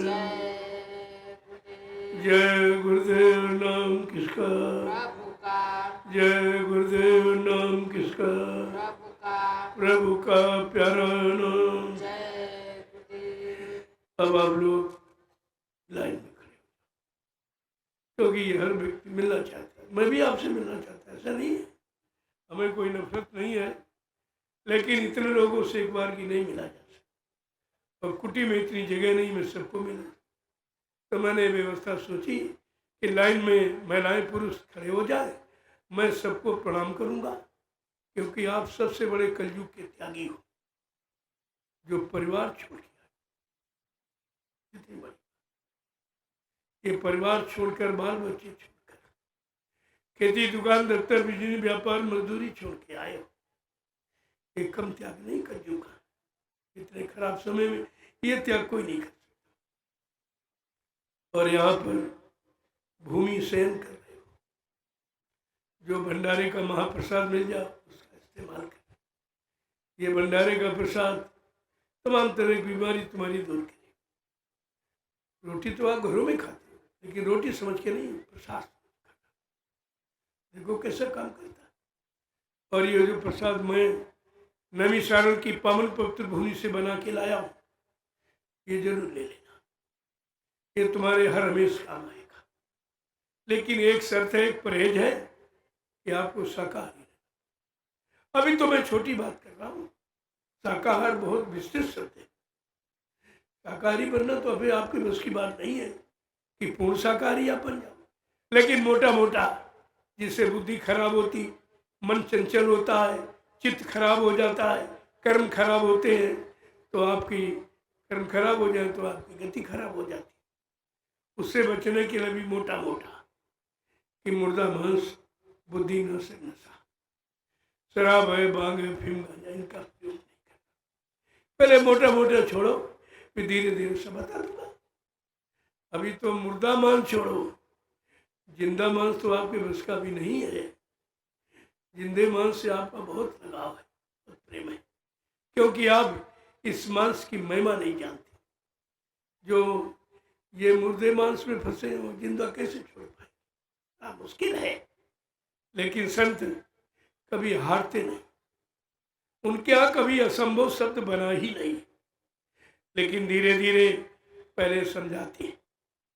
आपसे बहुत पहले कहा गया था, पहले तुम्हारे मन बुद्धि पर हथौड़ी बचेगी ताकि कुछ चेतना है, फिर नहीं मानोगे तो हथौड़ा बचेगा उससे भारी, और उससे भी नहीं मानोगे तो घन, जिससे उत्सव की बुद्धि सन्न हो जाएगी, आपके समझ में आ जाएगी। ये तीसरा घन है जो बच रहा है। अगर नहीं चेते तो फिर ये नहीं कहेंगे किसी ने चिताया, जगाया, बताया, सुनाया, समझाया। न राजा कह सकता, न प्रजा कह सकती, न कोई मजहब धर्म के लोग, कि मैंने सारे हिंदुस्तान में घूम घूम पर निस्वार्थ, कोई चंदा नहीं, कोई सामान नहीं, कोई सम्मान नहीं, कोई ऐसी आशा लेकर नहीं निकला, बिल्कुल निस्वार्थ भाव से ये सेवा करता हूँ, करता रहूँगा, और सबको निस्वार्थी सेवा के लिए परमार्थी सेवा की तरफ अग्रसर कर रहा हूँ। ये परमार्थी सेवा स्वार्थ सेवा नहीं है। इसीलिए परमार्थी सेवा का विधान मैंने रखा, जो सृष्टि में आज तक किसी ने नहीं, ये शब्द ही किसी युग में उच्चारण नहीं हुआ था। अब आपको सोचना चाहिए कितना महान शब्द है, जो कलयुग में, कलयुग के गंदे कमजोर जीवों के कल्याण के लिए लागू किया गया, अनंत जन्मों के पाप कर्मों के बोझे को उतारने के लिए लागू किया। और वो केवल अगर हिंदुस्तान या पूरे विश्व में परमार्थी सेवा कहीं हो रही तो नैमिषारण्य की पावन पवित्र भूमि, जहाँ 88,000 ऋषियों ने तपस्या की थी, उस भूमि का बहुत बड़ा प्रभाव है। गोस्वामी जी महाराज ने रामचरितमानस में विश्व की किसी भूमि का वर्णन नहीं किया है, केवल नैमिषारण्य की भूमि के बारे में लिखा है। तीर्थवर नैमिष विख्याता अति पुनीत साधक सुखदाता। ये नैमिषारण्य 88,000 ऋषियों की तपोभूमि, ये तीर्थों का महातीर्थ है, तीर्थों का राजा है, जहाँ पर 88,000 ऋषियों ने तपस्या करके इसको पावन पवित्र भूमि बनाया। और ये भी कहा इस भूमि का लाभ किसको मिलेगा? न पंडा पुजारियों को, न जल पूजा करने वाले को, न कागज पानी की मान्यता देने वालों को। किसको मिलेगा? किसी संत के साधक, साधक सुखदाता, किसी संत के साधक समय के जगाए नाम की साधना करेंगे, नाम का उच्चारण करेंगे, उनका कल्याण हो जाए, उनका उद्धार हो जाए। उन्होंने शंका नहीं रखी कि पत्थर पूजा से, कि कागज पूजा से, कि पानी पूजा से, कि तीर्थ मूर्त की पूजा से कल्याण होगा। उन्होंने स्पष्ट कहा है, पावन पवित्र भूमि नैमिषारण्य में नाम की कमाई करने वाले साधकों का उद्धार होगा, कल्याण होगा। इसलिए मैंने इस स्थान का चुनाव किया है। मैंने क्या, ये पहले से आपको बताया गया था। 1997 में गुरु पूर्णिमा का कार्यक्रम जब नैमिषारण्य की गोमती तट पर हुआ तो क्या कहा गया था? बाबा जी ने स्पष्ट आपसे कहा था, ये पावन पवित्र भूमि है, 88,000 ऋषियों की तपस्या की तपी हुई, और इसी भूमि से सतयुग के अंकुरन निकलेंगे। क्या आप 97 के संदेश को भूल गए? मैं तो नहीं कह रहा हूं, ये जो कहा गया मैं उसको दोहरा रहा हूं। ये तब से संदेश दिया गया कि पावन पवित्र भूमि की जानकारी सबको हो जाए, जब उस भूमि पर कोई नाम की साधना या नाम का उच्चारण होगा, परमार्थी सेवा होगी, उन प्रेमियों को उस भूमि का लाभ मिलेगा। ये डुबकी लगाने, पत्थर पूजने से नहीं लाभ मिलेगा। किसी को नहीं मिला, इनको कहाँ से मिल जाए? बड़े बड़े ऋषि मुनि तपस्या करके हार गए, उनको नहीं मिला। योगी योग साधना करके हार गए, उनको नहीं मिला। अवतारी शक्तियां मार काट हिंसा करके हार गई, उनको नहीं मिला। क्योंकि ये लाभ संत के जीवों के द्वारा मिलेगा और संत के जीवों को मिलेगा। जय गुरुदेव। अब आप लोग प्रसाद लें। इसलिए मैं आपको प्रणाम करना चाहता हूँ और आपका दर्शन करना चाहता हूँ और आपको ये महाप्रसाद देना चाहता हूँ। ये तीनों लाभ तुम कहीं चले जाओ, कोई देने के लिए नहीं। कुंभ में किसी ने वादा किया, कुंभ में मैं तुमको लाभ दूंगा, मैं तुमको प्रसाद दूंगा। प्रसाद दूंगा कि मौत दूंगा? अकाल मौत, जिसका कोई पारावार नहीं कि कितनी बार उनको ये प्रतियोनि में जन्म लेना पड़ेगा। ये कितना बड़ा कारण राजा के द्वारा बना, लिया जाए ये सजा राजा को मिलनी चाहिए सिद्धांत रूप से। जय गुरुदेव। अब आप लोग लाइन से आ जाओ, शांति के साथ इन तीनों कामों को करा दो। तुम्हारा कोई दर्शन नहीं करेगा, तुमको कोई प्रणाम नहीं करेगा, तुमको कोई प्रसाद भी नहीं देगा। ये तीनों काम केवल यहीं पर होते, संत परंपरा में। ये संतों की परंपरा में ये भेदधारी संत नहीं होता है। संत जिसने सबका अंत कर लिया हो, काम का, क्रोध का, लोभ का, मान का, सम्मान का, अभिमान का, जिसने सबका अंत किया, वो संत है। ये तो महाअभिमानी है, संत कहते हैं। और कहने वाला भी अज्ञानी है, वो भी संत कहता है।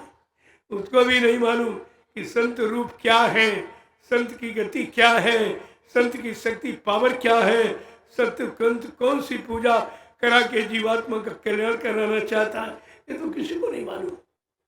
एक तो ये जानते नहीं है और संत महापुरुषों की पहचान नहीं, इसलिए उनकी बात सुनते भी नहीं। करे तो विनाश का समय है। मैं तो कह ही सकता हूँ, बचाने की बात बता सकता हूँ, नहीं मानोगे तो मैं भी नहीं रोक सकता, क्योंकि फिर बरद हस्त आप पर से हट जाएगा। जो बचाने का समय वो खत्म हो रहा है। इसलिए मैं यही जो कार्यक्रम दिए हूँ इसके बाद देश भ्रमण का काम बंद कर दूंगा।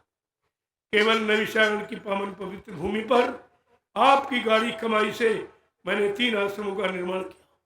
3 मथुरा का 1 छूटा, मथुरा का 3 तैयार कर दिया। चिंता मत कीजिए, आपके लिए व्यवस्था पूरी है, क्योंकि ये काम मेरा नहीं है, आपका है।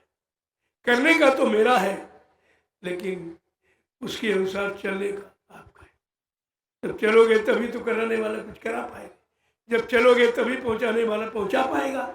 आप जगह ही नहीं छोड़ना चाहते हो और मूर्ख और मुख सब बदल दिया आपने। जिधर आना चाहिए उधर बेमुख हो गए, तो फिर बड़ा मुश्किल हो जाएगा।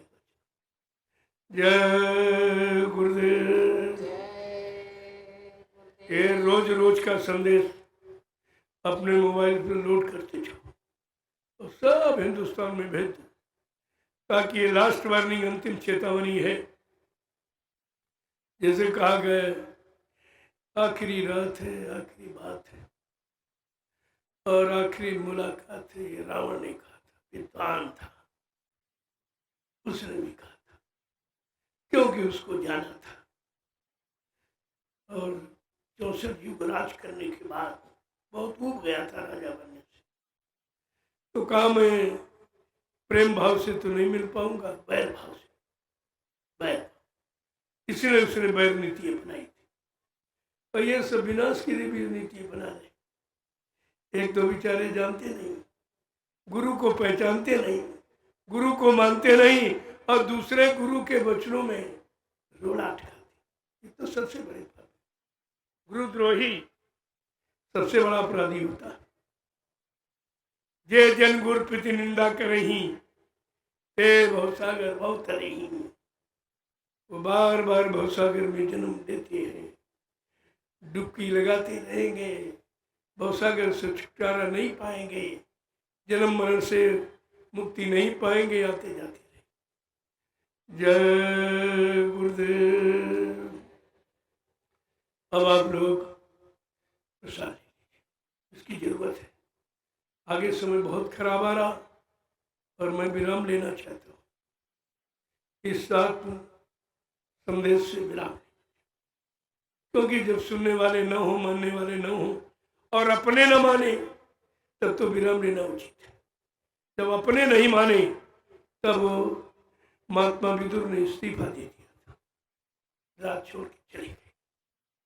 इसलिए मैं इस संदेश से विराम लेना चाहता हूँ, क्योंकि जो जितना आदेश हुक्म मिला है वो मैंने पूरा कर दिया, और शरीर भी अब धोखा दे रहा। कहा बहुत सुना लिया, बहुत सुना लिया, कौन माना? क्यों अपना समय खराब करते हो? अब थोड़ा विराम। मौन होने का भगवान का संदेश।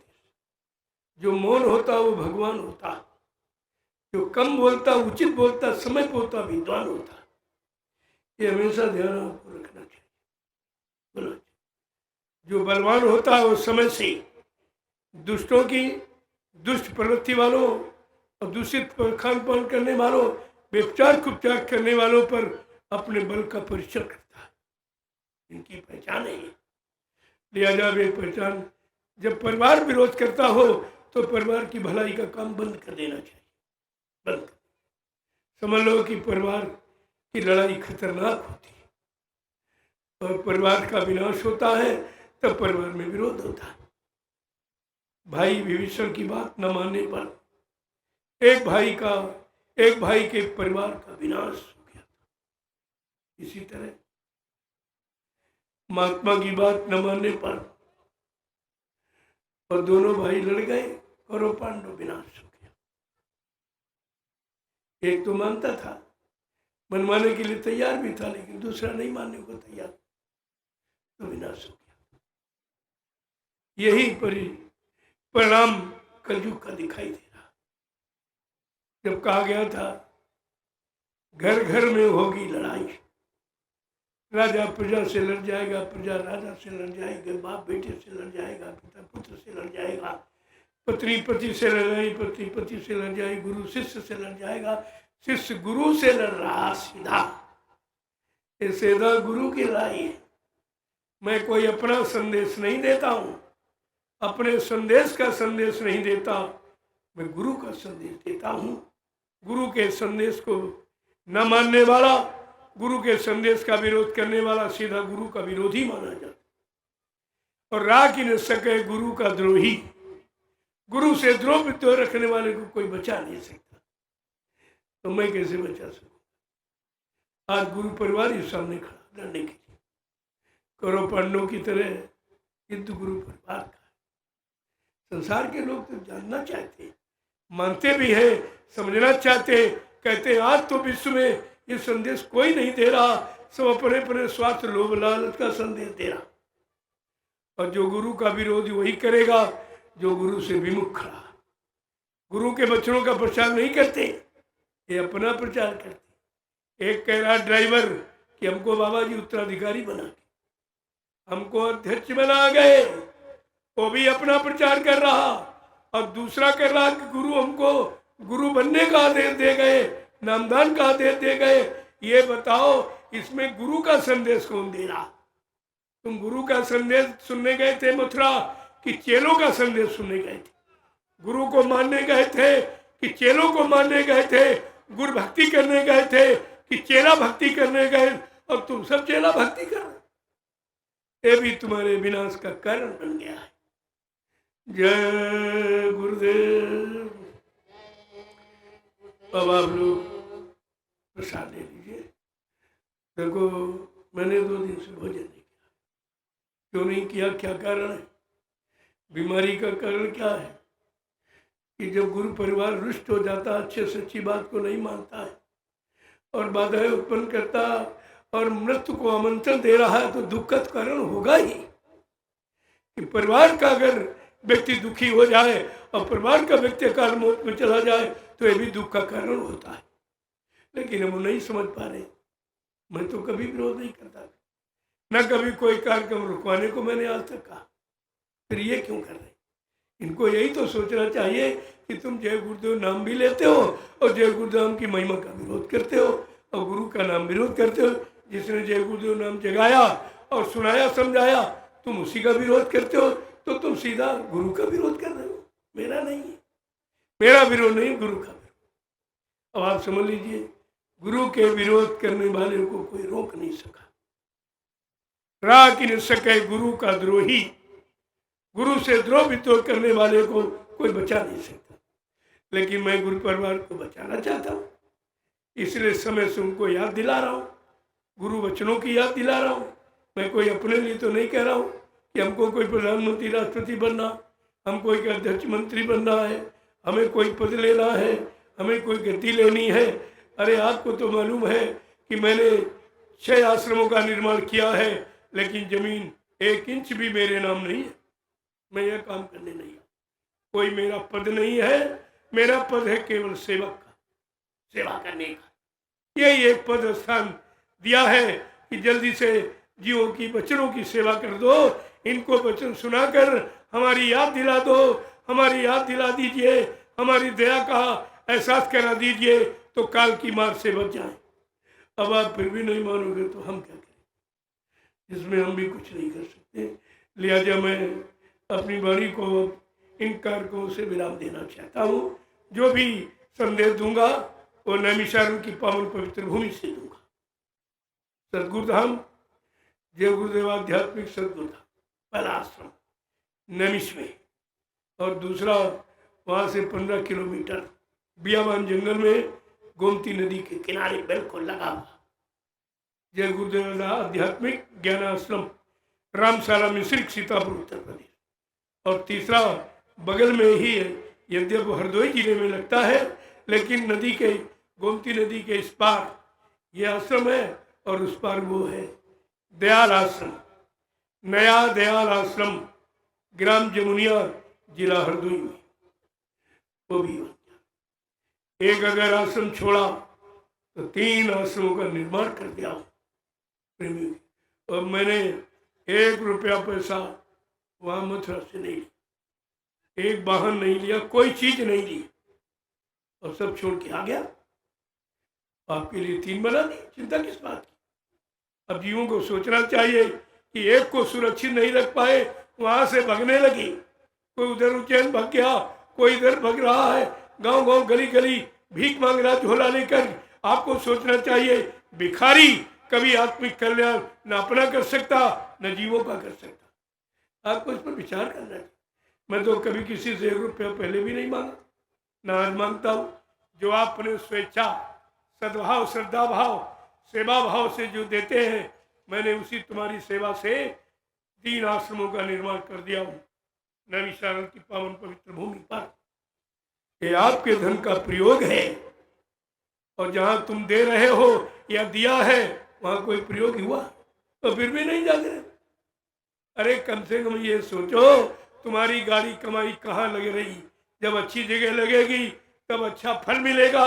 और अपने स्वार्थ, लोभ, लालच और भोगों में किसी निजी मान सम्मान ने किसी ने खर्च कर दिया तो आपको अपराध लगेगा। अपराध आप सिखा रहे हो उसको, जो सेवा देकर अपराधी बना रहे हो, विषयी भोगी बना रहे हो, स्वार्थी, लोभी, लालची बना रहे हो। ये तुम्हारा दोष है, इसकी सजा तुमको भी भोगनी पड़ेगी। जय